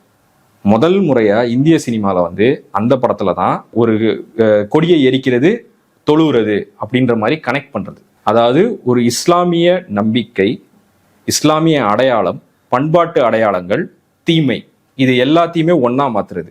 அங்கதான் அவன் வந்து ஆபத்தான மற்றவனா மாறுறான். புரியுதுங்களா? அப்படி மாத்துறது காட்சி அமைப்பு, உணர்வு பூர்வமா அப்படி மாத்துறது. இப்போ இந்த மாதிரி ஒரு படம் 10 படம் பாருங்க, சும்மா ஒருத்தர் தொழுறதை பாக்குறீங்க, என்ன தோணும் உங்களுக்கு? ஐயோ என்ன பண்ண போறாங்க இவங்க, தோணுமா தோணாதா? அவ்வளவுதான். இப்போ ஒண்ணும் இல்லைங்க, இன்னைக்கு இருக்கிற துரந்தர்ல அதுக்கு எக்ஸாம்பிள் இருக்குங்க. துரந்தர்ல வந்து படம் எங்க நடக்குது? பாகிஸ்தான்ல நடக்குது. பாகிஸ்தான்ல பெரும்பான்மையான மக்கள் யாரு? முஸ்லிம்கள். அப்போ நீங்க திரும்புனா ஒருத்தன் தொழுதுட்டு இருப்பான். கரெக்டா, ஏன்னா ஐவேளை தொழுவணும், யாரோ ஒருத்தர் தொழுதுட்டு இருப்பாங்க. கரெக்டா? நீங்க ஒண்ணும் இல்லை, இங்க நம்ம ஊர்ல ரயில்வே ஸ்டேஷன்ல ஏர்போர்ட்ல எல்லாம் நீங்க பாத்திருப்பீங்க, தொழுவாங்க. என்னோட அத்தாவை நான் பார்த்திருக்கேன். சரிங்களா, தொழுவுற நேரம் வந்துச்சுன்னா எங்க இருக்கிறாரோ அங்க ஒளி செஞ்சுட்டு தொழுவார். ஒரு ஓரமா தொழுவார், ஒரு கார்னர்ல தொழுவார், அவர் பண்ணுவார். இது நார்மலா இஸ்லாமிய வாழ்க்கையில வாடிக்கையான ஒரு விஷயம். ஓகேங்களா? துரந்தர் படத்துல பாகிஸ்தான்ல நடக்குது. முதல் முறையா ஒருத்தர் தொழுறதை நீங்க எங்க பாக்குறீங்க? அந்த படத்துல முதல் நடக்கும்போதுதான் இருக்கும். மும்பை பிளாஸ்ட் நடக்கும்போது தொழுட்டு இருப்பாங்களா? முதல் தடவை எங்க தொழுவாங்கன்னா, ஒரு ஃபேக்டரியில வந்து இது கல்லனோட அடிப்பாங்க தெரியுமா? ஆமா. அவங்க எல்லாம் கும்பலா தொழுவாங்க. நான் என்ன சொல்றேன்னா, நான் நோட்டீஸ் பண்ண, நீங்க கரெக்டா நோட்டீஸ் பண்ணிருக்கீங்க. ஏன்னா இல்ல, இதை நான் ஒரு லிட்மஸ் டெஸ்டா உங்களுக்கு சொல்றேன். புரியுது. இது ஒரு லிட்மஸ் டெஸ்டா சொல்றேன். முஸ்லிம்களை காட்சிப்படுத்தும் போது அவங்க தொழுறத வந்து எதோட இணைக்கிறாங்க அப்படின்றத நீங்க பாருங்க. பெரும்பாலான படங்கள் அதை வந்து வன்முறை, தீவிரவாதம், குற்றவியல் இதனோட தான் இணைக்கும். இப்ப நான் அதான் துரந்தர்லாம் அவன் பாகிஸ்தான்ல இருக்கான், அவன் கடை முதலாளி தொழுதுருக்கலாம், போனவனே பண்ணிருக்கலாம், ஏதோ ஒரு ஃபங்க்ஷன் அவனே தொழுதுருக்கலாம். அவன் முஸ்லிமா நடிக்கிறான், அப்ப அவன் தொழுவ வேண்டிய கட்டாயம் வரும்ல, அவன் வந்து வெள்ளிக்கிழமை தொழுவு போகணும்ல, அவனே தொழுதுருக்கலாம். இப்படி யார் எப்பெல்லாம் தொழுதுருக்கலாம்னு நீங்க பாசிபிலிட்டி போட்டு பாத்தீங்கன்னா 100 வரும். ஆனா அது எங்க முதல்ல வருது? கள்ள நோட்டு அடிக்கும் போது வருது. சரி, அதே படத்துல இன்னொன்னு நான் உங்களுக்கு சொல்றேன். அந்த படத்துல சப்டைட்டில்ஸ்ல ஊத்து பாருங்க. இப்போ வந்து குட் பை அப்படின்னு சொல்லிட்டு போறது வந்து குதாஃபீஸ் அப்படின்னு சொல்லுவாங்கல்ல, அது உருதுல சொல்லுவாங்கல்ல. குதாஃபீஸ் அப்படின்னா என்ன அர்த்தம் அப்படின்னா, இறைவன் உங்களுடைய வழிகாட்டியாக இருக்கட்டும், இதான் அதோடைய அர்த்தம். ஓகேங்களா? இப்போ குதாஃபீஸ் அப்படின்னு சொல்லும் போது நீ சப்டைட்டில் என்ன எழுதுற? குட் பை அப்படின்னு எழுதுற. சரி, ஓகே, அதை வந்து அந்த அர்த்தத்துல தான் சொல்றாங்க, அதனால குட் பைன்னு எழுதுறாங்க. இறைவன் உங்களை வழிகாட்டட்டும், மே காட் பி யுவர் கைடுன்னு எழுதணும்னு அவசியம் இல்லை. Okay, fine. இப்போ வந்து 26/11 அட்டாக்ல வந்து அந்த ஹேண்ட்லெஸ்ஸும் டெரரிஸ்டும் என்ன பேசிக்கிட்டாங்க அப்படின்ற அந்த கொடூரமான டேப்பை போட்டு காட்டுவாங்க. கரெக்டா? அந்த டேப்ல எல்லா இடத்துலயுமே இன்ஷா அல்லாஹ்னா இன்ஷா அல்லாஹ்னு தான் எழுதிருக்கும். இன்ஷா அல்லாஹ்னா அவன் என்ன அர்த்தத்துல சொல்றான்? May God be willing. அப்ப அப்படி எழுத வேண்டியதானே? இன்ஷா அல்லாஹ்னா இன்ஷா அல்லாஹ்னே எழுதுவேன். அப்போ அல்லாஹ் அப்படின்ற வார்த்தையை நீ எதனோட தொடர்புப்படுத்துற? இப்போ அல்லான்ற வார்த்தைய, சலாம் அலைக்கும்ன்ற முகமனை, தொழுறத, ஓதுறத எல்லாத்தையும் நீ எதனோட லிங்க் பண்றன்றது இருக்குல்ல, அது ரோஜாவோட காட்சியில இருந்து வருது. அந்த அழகியல்ல இந்த அழகியலை இப்படி நம்ம காட்டலாம் அப்படின்றது. துரந்தரை வந்து ரோஜா தான் பெத்து போட்டுச்சு. ஓகேங்களா? துரந்தர்ல என்னென்ன பிரச்சனைகள் இருக்கோ எல்லாத்தையுமே நீங்க ரோஜாவில பார்க்கலாம். இல்ல, அந்த ஃப்ளட் கேட், அந்த ஃப்ளட் ஓபன் பண்ணி விட்டுச்சு. அதுக்கு ஒரு முக்கியமான காரணம் என்னன்னா, சினிமா லவ்ஸ் ஆக்ஷன் பிலிம்ஸ். அதை தொடர்ந்து என்ன நடந்ததுன்னு கேக்குறேன். அப்படியான ரோஜான்ற துரந்தர் அது ரோஜாக்கு அப்புறம் என்ன மாதிரியான தாக்கத்தை இந்த இந்திய சினிமால அல்லது தமிழ் சினிமால இப்போ நம்ம ஸ்டார்கள் எல்லாருக்குமே என்ன ஒரு இது ஆக்ஷன் ஹீரோ ஆகணும், அவங்க வந்து இந்த நாட்டை காப்பாற்றணும், சமூகத்தை காப்பாற்றணும், பெண்ணை காப்பாற்றணும், எல்லாரையும் யாரெல்லாம் காப்பாற்றணும், ஏன்னா நீ ஏன் சும்மா இருக்க நான் உன்னை காப்பாத்துறேன் அப்படின்ற ரேஞ்சுக்கு எல்லாரையும் காப்பாற்றணும்ல. சேவியர், அவ்வளவுதான் சேவியர் மென்டாலிட்டி. எக்ஸாக்ட்லி அந்த ரட்சகன் மனநிலை. அந்த ரட்சகன் மனநிலைக்கு இந்தியாவை காப்பாற்றுறதை விட ஒரு பெரிய தீனி கிடையாது. அப்ப இந்தியாவை காப்பாத்துறதுன்றது இது நேச்சுரலா ஆக்ஷன் டெம்ப்ளேட்குள்ள வரதுனால இந்தியாவை காப்பாத்துறது, அந்த இந்தியாவை யார் இடத்துல காப்பாத்துறோம், ஒண்ணு பாகிஸ்தான் தீவிரவாதிகிட்ட இருந்து காப்பாத்துறோம், இல்ல இந்தியாவுக்குள்ள இருக்கிற முஸ்லீம் தீவிரவாதிகிட்ட இருந்து காப்பாத்துறோம். அவன் வந்து காஷ்மீரி தீவிரவாதியா இருக்கலாம், பாம்பேல இருக்க தீவிரவாதியா இருக்கலாம், யாரா வேணா இருக்கலாம். அப்படின்ற மாதிரி இந்தியாவில் இருக்கிற முஸ்லீம் தீவிரவாதிகிட்ட இருந்து காப்பாத்துறோம். அந்த முஸ்லீம் தீவிரவாதி எப்படி இருப்பான் அப்படின்றது வந்து அப்படியே படபடையா ஓப்பன் பண்ணி விடுது உங்களுக்கு. எல்லா மொழிகள்லயும் அதை எடுக்கிறாங்க. ஓகேங்களா? அப்போ இந்த இடத்துல நம்ம ஒரு கேள்வி கேட்கணும். இந்த இடத்துல நம்ம என்ன கேள்வி கேட்கணும் அப்படின்னா, துரந்தர்ல இருந்து இந்த மாதிரி காஷ்மீர்ல இருந்து எதை பத்தி எடுத்தாலும் சரி, ஒரு முஸ்லீம் பாம்பு வைக்கிறானா இல்லையா, அப்ப அதை பத்தி படம் எடுக்கலாம். முஸ்லீம் பாம்பு வைக்கிறான், குடிகாரன் இருக்கான், குடி பிரச்சனை இருக்குன்னா குடிகாரனை பத்தி படம் எடுத்தான். 26/11 அட்டாக்ல வந்து சுட்டு கொண்டவன் முஸ்லீமா இல்லையா, அப்ப அதை எடுக்கிறது என்ன தப்பு? இதுதான் அவங்க வைக்கிற டிஃபென்ஸ், ரைட்டா? இந்த டிஃபென்ஸுக்கு நம்ம ஒரு பதில சொல்லுவோம். அதை வந்து அந்த பதில வந்து நீங்க எதை பார்க்கலாம் அப்படின்னா பாம்பேல பார்க்கலாம். இப்போ இது வந்து மொத்தமா ஓபன் பண்ணி விட்டுருச்சு, என்ன நீங்க இந்த மாதிரி படம் எடுக்கலாம் அப்படின்னு. இப்போ இவன் வந்து வாய் பேசாம அமைதியா இருக்கான்றது இருக்குல்ல, வில்லன் வந்து அது வந்து மற்ற படங்கள்ல வந்து ஒரு பிரச்சனையா இருக்கு. அப்படி வில்லனை வைக்க முடியல, அவன் ஏதாவது சொல்லணும். அப்ப அவன் ஏதாவது சொல்லும் போது அவன் என்ன சொல்லுவான்னா, பைத்தியக்காரத்தனமா வெறித்தனமா ஏதாவது சொல்லுவான். இந்தியாவே நான் துண்டாட போறேன், இந்தியா இனிமே இருக்காது, நான் அழிச்சிருவேன், அப்படி பைத்தியக்காரத்தனமா பேசுவான். ஓகேங்களா? பைத்தியகாரத்தனமா பேசும்போது அப்போ ஏன் துரந்தர்லயே வந்து கந்தஹார் அட்டாக்ல வந்து எந்த தீவிரவாதி வந்து இந்துக்கள் கோலை அப்படின்னு சொன்னான், அந்த அட்டாக்கை வந்து கிரானிக்கல் பண்ண எந்த ஹிஸ்டாரியனுமே கவர்மெண்ட் சோர்சஸ்மே அப்படி ஒண்ணு சொன்னதா சொல்லவே இல்லை. இந்தியர்கள் கோலைன்னு சொல்றது வேற, இந்துக்கள் கோலைன்னு சொல்றது வேற. ஏன் இந்துக்கள் கோலைன்னு சொல்லணும் அந்த இடத்துல? கரெக்டா? அப்ப அதுக்கு பின்னாடி கரெக்டா? சரி, ஓகே. இப்போ இந்த மாதிரி படங்களை ஓப்பன் ஆயிருச்சு, படங்கள் எல்லாரும் எடுத்து தள்ளுறாங்க. எல்லா மொழியிலும் எல்லா டாப் ஹீரோஸும் இந்தியாவை காப்பாத்திட்டு இருக்காங்க. அதுதான் அவங்க முழு நேரம் வேலையை செஞ்சுட்டு இருக்காங்க. அவங்க யார்கிட்ட இருந்து காப்பாத்துறாங்கன்னா முஸ்லீம்கிட்ட இருந்து காப்பாத்துறாங்க. இப்போ முஸ்லீம்கிட்ட இருந்து காப்பாற்றும் போது இப்போ ஒரு பிரச்சனை வருது. காப்பாத்துறவங்க எல்லாரும் யாருமே முஸ்லீமா இல்ல, யார்கிட்ட இருந்து காப்பாத்துறாங்களோ அவங்க எல்லாம் முஸ்லீமா இருக்கிறாங்க. அதாவது நல்லவங்க யாருமே முஸ்லீமா இல்ல, கெட்டவங்க எல்லாரும் முஸ்லீமா இருக்கிறாங்க. இப்போ இப்படி இருக்கும்போது ஒரு கேள்வி வருது, இந்தியா வந்து ஒரு செக்குலர் கண்ட்ரியா? ஒரு குரூப்பை மட்டும் நீ வந்து வில்லனைஸ் பண்ணா நீ செக்குலர் கண்ட்ரியா? உன் நரேட்டிவ் செக்குலரா? நீ செக்குலரா? டைரக்டரா நீ செக்குலரா? ஆக்டரா நீ செக்குலரா? இப்படி பல கேள்விகள் வருது. இப்படி பல கேள்விகள் வரும்போது இது வந்து இவங்களுக்கு ஒரு பிரச்சனையை ஏற்படுத்துது. அதனால அதுக்கு வந்து என்ன பண்றாங்கன்னா, அதுக்கு தான் நம்ம செல்வராகவன் பீஸ்ட் வந்து இறக்குறாங்க. பீஸ்ட் செல்வராகவன் மாதிரி ஒருத்தர் இறக்குறாங்க. அதாவது வேட்டை ஆடுற சைட்ல ஒரு முஸ்லீம் இருப்பார், ஒரு நல்ல முஸ்லீம் ஆஃபீஸர் இருப்பார். அவர் தான் நல்ல முஸ்லீம். அப்ப என்ன சொல்ல வராங்கன்னா, இந்திய இஸ்லாமியர்கள் பாருங்க, இப்படி ஒரு நல்ல முஸ்லீம் இருக்கிறார், நாங்க வந்து உங்களை வந்து வில்லனைஸ் பண்ணல, அவர் மாதிரி இருங்க. எப்படி பிஜேபி அப்துல் கலாம் மாதிரி இருங்க, அப்துல் கலாம் மாதிரி இருங்க, வேலூர் இப்ராஹிம் மாதிரி இருங்கன்னு சொல்றாங்க. அந்த மாதிரி சரி, அந்த மாதிரி ஒரு முஸ்லீம் இந்த பக்கம் இருப்பார். இப்போ இதுல என்னங்க பிரச்சனை அப்படின்னா, இதுல ஒரு பிரச்சனை இருக்கு. 2011 வந்து பிரீத்தம் சிங், ஆய்வாளர் அறிஞர் பிரீத்தம் சிங் வந்து ஒரு கட்டுரை எழுதுறாரு, இன்ஸ்டிடியூஷனலைஸ்ட் கம்யூனலிசம் பத்தி எழுதுறாரு. அப்படின்னா என்னன்னா, நிறுவனமயப்பட்ட மதவாதம். நிறுவனமயப்பட்ட மதவாதம் அப்படின்னா என்னன்னா, சட்டம் வந்து எல்லாரையும் வந்து சமம்னு சொல்லலாம், அது பேப்பர்ல சமமா இருக்கும். ஆனா நடைமுறையில ஒவ்வொரு நிறுவனமும் அதற்குரிய பாகுபாடுகளோடு அது வேலை செய்யும். இப்போ உதாரணத்துக்கு பேப்பர்ல நம்ம வந்து சமத்துவமான நாடு, தலித் மக்களுக்கு இது சமத்துவமான நாடா? கிடையாது. அரசினுடைய ஒவ்வொரு நிறுவனமும் எப்படி இயங்குது, போலீஸ் வந்து எப்படி இயங்குது, நீதித்துறை எப்படி இயங்குது அப்படின்றது நமக்கு தெரியும். ஒவ்வொரு தலித் மக்களுக்கு எதிராக கயர்லாஞ்சி படுகொலை மாதிரி எந்த பெரிய அட்ராசிட்டி நடந்தாலும் தலித் மக்களுக்கு எதிராக எப்படி இந்திய அரசின் பல்வேறு துறைகள் வேலை செய்யுது, அது வந்து அவங்க வந்து ஒன்றும் பேசி வச்சுக்கிட்டு செய்யல, அவங்களுடைய இயல்பிலே அப்படி செய்யறாங்க அப்படின்றது இருக்குல்ல. அதையே மதவாதமா பாருங்க. ஒவ்வொரு இந்திய அரசின் நிறுவனமும் இயல்புலேயே இந்து மதவாதத்தோடைய இணைஞ்சிருக்கு அப்படின்றதுதான் பிரீத்தம் சிங் அவர் வந்து ஆர்கியூ பண்றது. அதை ஆர்கியூ பண்ணும்போது அவர் வந்து ஒரு முக்கியமான விஷயத்த சொல்றாரு. அவர் என்ன சொல்றாரு அப்படின்னா, ரா, அதாவது வந்து இந்திய உளவுத்துறை வந்து அவர் டேட்டா எடுத்த காலத்துல 10,000 ஆபீசர் வேலை செய்யறாங்க, அதுல ஒருத்தர் கூட முஸ்லீம் கிடையாது. பீஸ்ட் படத்தை நீங்க எப்படி வந்து இஸ்லாமிய போபியா இல்லாத படம்னு சொல்ல வைக்கிறீங்க செல்வராகவன் கேரக்டர் வச்சு? செல்வராகவன் கேரக்டர் நிஜத்திலே கிடையாது. ஒரு முஸ்லிம் வந்து இந்திய உளவுத்துறையில அதிகாரியா வேலை செய்ய முடியாது அப்படின்னா அதுக்கு அர்த்தம் என்ன? அதுக்கு அர்த்தம் என்ன? எப்படி 10,000 ஆஃபீஸர்ல ஒருத்தர் இல்லை அப்படின்றது வந்து எப்படி தற்செயலா நடக்கும்? தற்செயலா நடக்காது. அது வந்து பை டிசைன். இதுக்கு வந்து இதோடைய நேர் இன்னொரு எக்ஸாம்பிள் வந்து உங்களுக்கு போலீஸ்லயும் இருக்கு. ப்ரொவின்ஷியல் ஆர்ம்டு கான்ஸ்டபிளரி அப்படின்னு சொல்லி போலீஸ்ல ஒரு யூனிட் இருக்கு. வன்முறையை அடக்கிறதுக்காக அதிக ஃபோர்ஸை யூஸ் பண்ணி வெப்பன்ஸ் எல்லாம் டிப்ளாய் பண்ற ஒரு அமைப்பு. ப்ரொவின்ஷியல் ஆர்ம்டு கான்ஸ்டபிளரிலையும் சரி போலீஸ்லயும் சரி இந்தியாவில் முஸ்லிம்கள் வந்து மிக மிக குறைவாக தான் எடுப்பாங்க. மிக மிக குறைவாக தான் எடுப்பாங்க. இன்ஃபேக்ட் நீங்க இந்தியன் போலீஸ் ஃபோர்ஸ்ல பை ரெப்ரசன்டேஷன் பாத்தீங்கன்னா காஷ்மீரை கழிச்சுட்டு பாத்துட்டீங்க அப்படின்னா, காஷ்மீர்ல இருக்க போலீஸை கழிச்சுட்டு பாத்தீங்கன்னா வேற எந்த மாநிலத்திலுமே 2% 3% மேலாம் இருக்கவே மாட்டாங்க. 2%லாம் இருக்கவே மாட்டாங்க. இப்போ யூபி மாதிரி ஒரு ஸ்டேட்ல எல்லாம் வந்து 20% முஸ்லிம்ஸ் இருப்பாங்க. ஆனா 2% தான் போலீஸ் பேர்ஸ்ல இருப்பாங்க. அந்த மாதிரி மிக அதிகார வர்க்கத்துல ரொம்ப கம்மி தானா அதிகார வர்க்கம்? போலீஸ்னா நான் சொல்றது கான்ஸ்டபிள் கூட தான் போலீஸ். அப்படி கணக்குலயே ரொம்ப கம்மியா தான் இருப்பாங்க. ஏன்னா இந்திய பாதுகாப்பு துறையிலிருந்து இந்திய அரசு வந்து இந்திய விலக்கி வைக்குது. இதுதான் நிறுவனமயப்பட்ட மதவாதம். ஈழத்துல இனப்படுகொலை செஞ்ச ஆர்மில எத்தனை தமிழ் ஆபீசர்ஸ் இருந்தாங்க? Less than 1%. 1% கீழே தான் தமிழ் பேசக்கூடிய அதிகாரிகள் ஸ்ரீலங்காவுடைய ஆர்மியில இருக்கிறாங்க. அப்படி ஒரு நிலைமை இருக்கும்போது தான் இனப்படுகொலைன்றது ஒண்ணு சாத்தியமாகும். இப்போ வந்து 20% ஆபீசர்ஸ் வந்து அதுல தமிழ் ஆபீசர்ஸ்னு வச்சுக்கோங்க.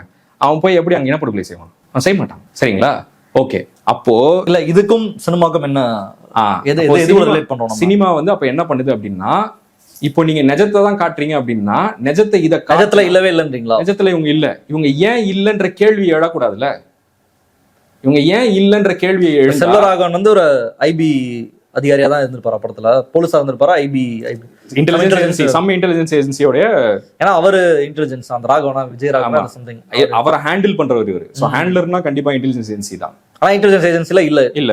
கோட் படத்துல ஜெயராம் வருவார்ல, அவரு. ஆமா, கோட் படத்துல ஜெயராம் வந்து முஸ்லீம். நிஜத்துல கிடையாது. அந்த மாதிரி எத்தனையோ படங்கள்ல வரும். சரிங்களா? இன்ஃபேக்ட் படத்துல இவர் ஒரு மன்சூர் அலிகான் முஸ்லிமா தான் காமிச்சிருப்பாங்க. இல்ல அது போலீஸ், அது பரவாயில்ல. நான் சொல்றது ஒரு அதிகாரியா, அதுவும் வந்து உளவுத்துறை அதிகாரியா அந்த மாதிரி கிடையாது. ஓகேங்களா?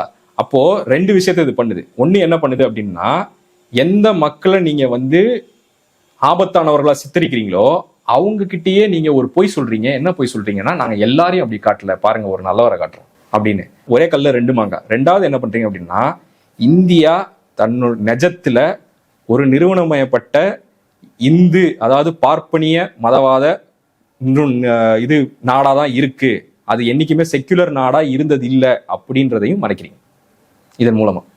அது என்னைக்குமே மதசார்பற்ற நாடா இருந்தது இல்லை. பேப்பர்ல இருக்கும், நிஜத்துல கிடையாது. அதுக்கு தான் நான் என்ன சொல்றேன்னா, சாதிய எக்ஸாம்பிள் வந்து சொல்றேன். எப்பெல்லாம் நான் சொல்றது அதிகமா தோணுதோ சாதியை நீங்க வந்து கம்பேர் பண்ணி பார்த்துக்கோங்க. ஓகேங்களா? சரி, ஓகே, இது முடிஞ்சிருச்சு. இப்போ அந்த குட் முஸ்லீம் பேட் முஸ்லீம்ல பல வகைகள் இருக்கு. குட் முஸ்லீம் பேட் முஸ்லீம்ல இப்போ பேட் முஸ்லீம் வந்து தாடி வச்சிருப்பாரு, தொழுவாரு, இஸ்லாமிய குறியீடுகளோட இருப்பாரு, அவருடைய பெண்கள் புர்கா போடுவாங்க, இவர் வந்து சுர்மா போடுவாரு, பேண்ட்டை வந்து இதா பண்ணிப்பாரு. குட் முஸ்லீம் கிட்ட அது எதுவுமே இருக்காது, கிளீன் ஷேவ்டா இருப்பாரு. அவர் வந்து நீங்க ஒரு பரேட்ல வச்சீங்கன்னா அவர் வந்து ஒரு முஸ்லீம்னே கண்டுபிடிக்க முடியாது. ஒரு முஸ்லீம் இப்படிதான் இருக்கணும் இல்லைன்னு நான் சொல்ல வரல, அது அவங்களோட சாய்ஸ். ஓகேங்களா? அதை நான் சொல்ல வரல. ஆனா அந்த அடையாளங்களோட அந்த கல்ச்சரல் பேக்ரவுண்ட்ல அவங்க இருக்க மாட்டாங்க, விலகி இருப்பாங்க, லிபரலா இருப்பாங்க ரொம்ப. எக்ஸாக்ட்லி. இவங்க எல்லாமே ரிக்ரெசிவா இருப்பாங்க, அவங்க ப்ரோக்ரெசிவா இருப்பாங்க. அப்படி அது பிரிச்சுக்கிட்டே வருது. இதை வந்து இது இஸ்லாமியர்கள் மத்தியில இன்னைக்கு வந்து ரொம்ப வெளிப்படையாக ரொம்ப டேஞ்சரஸா படம் வரும்போதுதான் இப்ப என்னால ஐடென்டிஃபை பண்ண முடியுது. இப்ப காஷ்மீர் ஃபைல்ஸ்ல ஒரு சீன் இருக்கும், அந்த ரத்தத்துல சாதத்தை மிக்ஸ் பண்ணி சாப்பிடுங்க ஓகே அப்படின்னு சொல்லி. நான் படம் பார்க்கல. கரெக்டா அந்த பொண்ணுக்கு பொட்டு வச்சிருப்பாங்களா அந்த இடத்துல சொல்லுவாப்புல. சோ இது எல்லாமே வந்து வெளிப்படையா, ஏன்னா இப்படி வெளிப்படையா பண்றீங்களேன்ற மாதிரி வெளிப்படையா பண்ணும்போதுதான் இவ்வளவு ஓப்பனா பண்ண ஆரம்பிச்சிட்டீங்க பண்ணும்போது தான் தெரியுது. இதை முன்னாடியே ஐடென்டிஃபை பண்ணாங்களான்னு நான் கேட்கிறேன். இந்த பேட்டர்னை ஐடென்டிஃபை பண்ணி இதற்கான எதிர்ப்புகள்லாம் இருந்திருக்கா? இந்த படங்களை யார்கிட்ட இருந்து கேட்குறீங்க? மக்கள் கிட்ட இருந்து கேட்கிறேன். நான் ஜென்ரல் நான் கேட்கிறேன், இப்படி காட்டிட்டே போறாங்களே படம். ஏன்னா நான் வந்து விஜயகாந்தோட ஃபேன் தான், விஜயகாந்த் படம் எல்லாம் பிடிக்கும். அதுல வாசிம் கான் இவரு அவரை கொள்வாரு அப்படின்னா பார்க்கும்போது பாகிஸ்தான் செமையா இருக்கும் படம், இன்ட்ரெஸ்டிங்கா இருக்கும். அப்பெல்லாம் தப்பாலாம் தெரியல. இப்ப லேட்டர் ஒரு பாயிண்ட் புரியுது. அப்போ அதை எப்படி அணுகுறாங்கன்றத நான் கேட்கிறேன். அப்போ அதெல்லாம் ஐடென்டிஃபை பண்ணாங்களான்னு நான் கேட்கிறேன். அப்போன்னு இல்ல, இதை நான் வந்து காலத்தை விட்டுட்டு, இந்த கேள்வி நல்ல கேள்வி, இதை இப்படியே நம்ம அணுகலாம், மக்கள் இதை எப்படி அணுகுறாங்க அப்படின்னு. 2வது இதுல வந்து பெரிய ஒரு தடை என்ன, மனத்தடை என்ன அப்படின்னா, இந்திய தேசியத்தை காப்பாத்துறது, இந்திய தேசத்தை காப்பாத்துறது அப்படின்ற கொஸ்டின் வரும்போது எல்லாரும் அன்கிரிட்டிக்கலா மாறிடும். ஆனா பெரியார் நமக்கு அதை சொல்லி தந்துட்டு போல. பெரியார் வந்து எதையுமே கிரிட்டிக்கலா பாரு, அவர் இந்திய தேசியத்தை அவரை மாதிரி கிரிட்டிசைஸ் பண்ண ஒரு ஆளே இருக்க முடியாது, அந்த மாதிரி கிரிட்டிசைஸ் பண்ணாரு. ஆனா பெரியார் வழியில வர நம்ம அதை செய்யறோமா? கிடையாது. இந்திய தேசியம் அப்படின்னு ஒண்ணு வந்துச்சு, இந்திய தேசத்தின் பாதுகாப்புன்னு இருந்துச்சுன்னா அன்கிரிட்டிக்கலா அதை நாங்க சப்போர்ட் பண்ணுவோம். அதுக்கு நாங்க முஸ்லீம்களை பலி கொடுத்துருவோம். அவன் வந்து அதுக்கு வந்து ஆபத்தா இருக்கானா இல்லையா அந்த கிரிட்டிக்குள்ளே நாங்க போக மாட்டோம். அது அந்த சூழலை உருவாக்குறது என்ன, அந்த கிரிட்டிக்குள்ளேயே போக மாட்டோம். இதை பார்த்துட்டு இருக்கக்கூடிய ஒரு இஸ்லாமியருக்கு எப்படி இருக்கும்? இந்த மாதிரி திரைப்படங்களை பாக்குற நபர்களுக்கு அவங்களுடைய மொரால் அப்படின்றது என்னவாகும்? நான் ஒரு முஸ்லிம், எனக்கு வந்து பொலிட்டிக்கல் ஐடியாலஜிலாம் எதுவும் கிடையாது. பட் நான் ஒரு இறைபக்தி இருக்கக்கூடிய 5 வேளை தொழுகை செய்யக்கூடிய, எனக்கு என்னோட லைஃப்ல நான் கம்ஃபர்டபுளா இருக்கேன், நான் இந்த இஸ்லாமுக்குள்ள வாழ்ந்துட்டு இருக்கேன், நம்புறேன், நான் இஸ்லாமை நம்புறேன், நான் இந்த திரைப்படங்கள்லாம் அப்படி இருக்கிறேன், நான் அப்படி ஒரு பர்சன், நான் போய் ஒரு திரைப்படம் பாக்குறேன், இப்ப என்னால ஈஸியா ஐடென்டிஃபை பண்ண முடியும். ஏன் அப்படின்னா ஒரு ஐடென்டிட்டியை பண்ணலாம். அப்படி பாக்குறவங்களுக்கு எப்படி இருக்கும் நான் தெரிஞ்சுக்கணும். அது டிஸ்டர்பிங்கா இருக்குமா இல்ல நார்மலா தான் இருக்குமா? இல்ல, அந்த இடத்துல நிறைய ஷேட்ஸ் இருக்கு. இப்போ உதாரணத்துக்கு ஒண்ணு வந்து என்ன இருக்கும்னா, அதாவது வந்து நம்மளை தொடர்ச்சியா வில்லனைஸ் பண்றாங்கன்றது அவங்களுக்கும் தெரியும். அவங்களுக்கு அது ரொம்ப கோவத்தையோ இல்ல வெறுப்பையோ இல்ல ஒரு விரக்தியையோ கொடுக்கும். ஆனா அவங்களால அதை பத்தி எதுவுமே பேச முடியாது. பேசினா அங்க பல பிரச்சனைகள் இருக்கு. முதல்ல என்ன வரும் அப்படின்னா, இந்தியாவுக்கு எதிராக இருக்க இல்ல அதெல்லாம் ரெண்டாவது. முதல்ல என்ன வரும் அப்படின்னா, முதல்ல என்ன கேட்பாங்கன்னா, இப்போ விஸ்வரூபம் வந்த போதே நடந்துச்சு. முதல்ல என்ன கேட்பாங்க அப்படின்னா, அவன் தானே பாம்பு வச்சான், பாம்பு வச்சது தானே காட்டுறாங்க, அப்போ என்ன பிரச்சனை, அப்ப ஏன் அது உனக்கு பிரச்சனையா இருக்கு, அது ஒண்ணு காட்டுவாங்க, தப்பானால தானே காட்டுறாங்க, அப்படி காட்டுவாங்க. ரெண்டாவது வந்து என்னன்னா, எல்லாரையும் அப்படி காட்டலையே அப்படின்னு இவங்களே தொடர்ச்சியா டிஃபெண்ட் பண்ணுவாங்க. அதாவது அமைப்பா அது வந்து சமூகத்தை என்ன பண்ணுது, அது எப்படி காட்டுது, பேலன்ஸ் ஆஃப் பவரை காட்டுதா, அதெல்லாம் பத்திலாம் அவங்க கவலைப்பட மாட்டாங்க. இப்போ அதை பேசணும்னா நம்ம பாம்பே பேசணும். இப்போ ரோஜா வந்து 92 ஆகஸ்ட் 15 அன்னைக்கு ரிலீஸ் ஆகுது. அதே 92 டிசம்பர் மாசம் பாபர் மஸ்ஜிதை இடிச்சிட்டாங்க. ஓகேங்களா? இப்போ இடிச்சிட்டா பாபர் மஸ்ஜித் என்னைக்கு இடிச்சாங்களோ அன்னைக்கு வந்து இந்தியாவில் அந்த தலைமுறையில பல பேர் செக்யுலர் நாடு அப்படின்னு நம்பிட்டு இருந்தவங்க வந்து இல்ல அது வந்து ஒரு அவமானகரமான விஷயம் அப்படின்ற நிலைப்பாடுக்கு வந்தாங்க. வலதுசாரியா இருக்கிறவங்களே நேஷனல் ஷேம்னு வலதுசாரியா இருக்காங்க. துக்ளக்லாம் வந்து கருப்பட்டை போட்டுச்சுல, அந்த கமல்லாம் கமல்லாம் அதை பேசினாரு. அந்த மாதிரி அதனால வந்து இந்தியன் நேஷனலிஸ்டா இருக்கிறவங்க, ரைட் விங் நேஷனலிஸ்டா இருக்கிறவங்களே அதை நேஷனல் ஷேமா பார்த்தாங்க. அப்போ என்ன ஆகுது அப்படின்னா, ஓகே தீவிரவாதம்னு சொல்லி மொத்தமா அவங்க தலையில வைக்கும் போது இங்க வந்து 2 சைடு தீவிரவாதம் இருக்கு அப்படின்றத காட்சிப்படுத்தணும் அப்படின்றது தான் வந்து பாம்பே. ஏன்னா பாம்பே கலவரத்தை ஒட்டி பாப்ரி மஸ்ஜித் இடிப்பு, அதை ஒட்டி தான் பாம்பேல கலவரம் நடக்குது. இதை பேஸ் பண்ணி பாம்பே படம் வெளியே வருது. பாம்பே படத்துக்குள்ள நான் போல. ஓகேங்களா? அதே தமிழ்நாட்டுல இருந்து அரவிந்த்சாமி போறாரு, கல்யாணம் சொல்லுறாரு. அதுல வந்து பொண்ணு வந்து முஸ்லிம் பொண்ணு. அதுலதான் மணிரத்னம் சாரோட அந்த பியூட்டிஃபுல்லான அழகியல், நாசர் வந்து ஒரு முஸ்லிம், அவர் வந்து ஒரு தமிழ் என்ன சமூகம், அது ஒரு பிள்ளைவாள் சமூகமா நடிச்சிருப்பாங்க. கிட்டி அவர் வந்து ஒரு பிராமன், அவர் வந்து ஒரு முஸ்லிமா நடிச்சிருப்பாரு. இவர் வந்து ஒரு ராம பக்தர், அவர் வந்து ஒரு இஸ்லாமியர். இவங்களுடைய குழந்தைகள் லவ் பண்ணி கல்யாணம் பண்ணி பாம்பேல போய் செட்டில் ஆயிடுவாங்க. அப்போ பாம்பே ரயாட்ஸ் நடக்குது. அங்க ஒரு இன்டர்ஃபெய்த் கப்புள் வாழ்றாங்க. அந்த பேஸ்ல தான் அந்த படம் நடக்குது. கடைசியா வந்து எல்லாரும் ஏன் இப்படி இருக்கீங்க, அச்சுக்காதீங்க அப்படின்னு சொல்லிட்டு அட்வைஸ் பண்ணிட்டு படம் முடிஞ்சிடும். 2 பேரும் சண்டை போடுறாங்க, 2 பேரும் கலவரம் பண்ணாங்க, 2 பேரும் அச்சுக்காதீங்க அப்படின்னு சொல்லி அதுதான் படம். ஓகே. இப்போ இந்து முஸ்லீம் அச்சுக்காதீங்க. இதுல ஒரு சைட் ட்ராக்கு சுவையான ஒரு தகவல் வந்து எழுத்தாளர் சுகுணாதேவ் அவர்கள் எழுதும்போது ஒரு இடத்துல சுவையா சொல்லுவாரு, இருவர்னு ஒரு படம் எடுக்கிறாரு. இருவர்னு ஒரு படம் வந்து திராவிட இயக்கத்தை பத்தி. ஆனா பார்ப்பனர்ன்ற வார்த்தையே அந்த படத்துல இருக்காது. பார்ப்பனர் பார்ப்பனியம் அப்படின்ற வார்த்தையே இருக்காரு. பாம்பேன்னு ஒரு படம் எடுத்திருக்காரு. பாம்பேல வந்து அரவிந்த் சாமி அப்பா வந்து அரவிந்த் சாமியை திட்டுவாரு, ஏன்டா உனக்கு லவ் பண்றதுக்கு போயும் ஒரு துளுக்கட்சியா கிடைச்சா அப்படின்னு. அப்படி டைலாக் இருக்கும். இப்போ வந்து இதுல என்ன பிரச்சனை அப்படின்னா, இது வந்து அதாவது துளுக்கட்சி துளுக்கன் அப்படின்னு சொல்றது வந்து ஒரு பெஜாரிட்டிவ் அப்படின்னா இழிவான வார்த்தை. இப்போ ஒருத்தரை சாதி சொல்லி எப்படி நீங்க இழிவா சொல்ல முடியாது, சொல்லக்கூடாதோ அந்த மாதிரி பொதுவுல இந்த மாதிரி சொல்லக்கூடாது. இதுல ஒரு இன்னொன்னு சொல்லிடுறேன், காலங்காலமா இது இப்படி இல்லை, சமீப காலத்துலதான் அது அந்த மாதிரி மாறிச்சு. ஆனா 90களில் அது வந்து இழிவான வார்த்தை தான். ஓகேங்களா? ஓகே. அப்போ ஒரு இன்னொரு சமூகத்தை காட்சிப்படுத்தும் போது அவங்களுக்கு என்ன மரியாதை தெரியுங்க அப்படின்றதெல்லாம் சரி. ஓகே, இது ஒரு சைட் ட்ராக். என்ன ஏன்னா இப்ப வந்து உயர் சாதி மனநிலையிலிருந்து அணுகிறது அப்படின்னா அது எங்க இருந்து வருதுன்றதுக்காக இதை சொல்றேன். ஓகேங்களா? இப்போ இந்த படத்துல என்ன ஆகுது அப்படின்னா, பாபரி மஸ்ஜிதை இடிச்சிட்டாங்க, அதனுடைய பாம்பேல கலவரம் நடந்துச்சு, பல இஸ்லாமியர்கள் கொன்றொழிக்கப்பட்டாங்க, அதனுடைய தாக்கத்துலதான் படம் வருது. கரெக்டா? நீங்க சொல்லும்போது எனக்கு இந்திரா படம் தான் ஞாபகம் வருது. இந்திரா படம் பார்த்திருக்கீங்களா? இல்ல, நல்ல வேலை. இந்திரா படம் வந்து ஒரு ஆண்டை சாதின்னு சொல்லக்கூடிய ஒரு சாதி, அடிமை சாதின்னு சொல்லக்கூடிய ஒரு சாதி, ஒரு பேக்வர்ட் காஸ்ட்டுக்கும் ஷெட்யூல் காஸ்டும் நடக்கிற சண்டை தான் படம். ராதா ரவி அங்க நடிச்சிருப்பாரு, இங்க நாசர் இருப்பாப்புல. அதுலயும் பார்ப்பனியம் அல்லது பிராமின்ற வார்த்தையே வராது. இவங்க 2 பேருக்குள்ள சண்டை நடக்கும். ஊருக்கும் சேரிக்கும் சண்டை நடக்கும். மாரனூர் மாரஞ்சேரி அப்படின்னு. அதுல மாரஞ்சேரி அவர் வந்து காட்சிப்படுத்திருப்பாரு. நீங்க வந்து அதை இப்ப நம்ம யாராவது போய் பார்த்தா கூட நீங்க வந்து பார்க்கலாம். மாரஞ்சேரி ஒரு சேரி எப்படி இருக்கும், அல்லது ஒரு தலித் வாழ்வியல் அப்படின்றது எப்படி இருக்கும் அப்படின்றது காமிச்சிருப்பாரு. அது லிட்டரலா வந்து இது வாசிப்பாங்க, வீட்டுக்குள்ள வீணெல்லாம் வாசிப்பாங்க, அவங்க பரதநாட்டியம் கத்துப்பாங்க. ப்ரோ அவரு இவரு அரவிந்த் சாமி வந்து படிப்பு முடிச்சுட்டு வந்திருப்பாரு.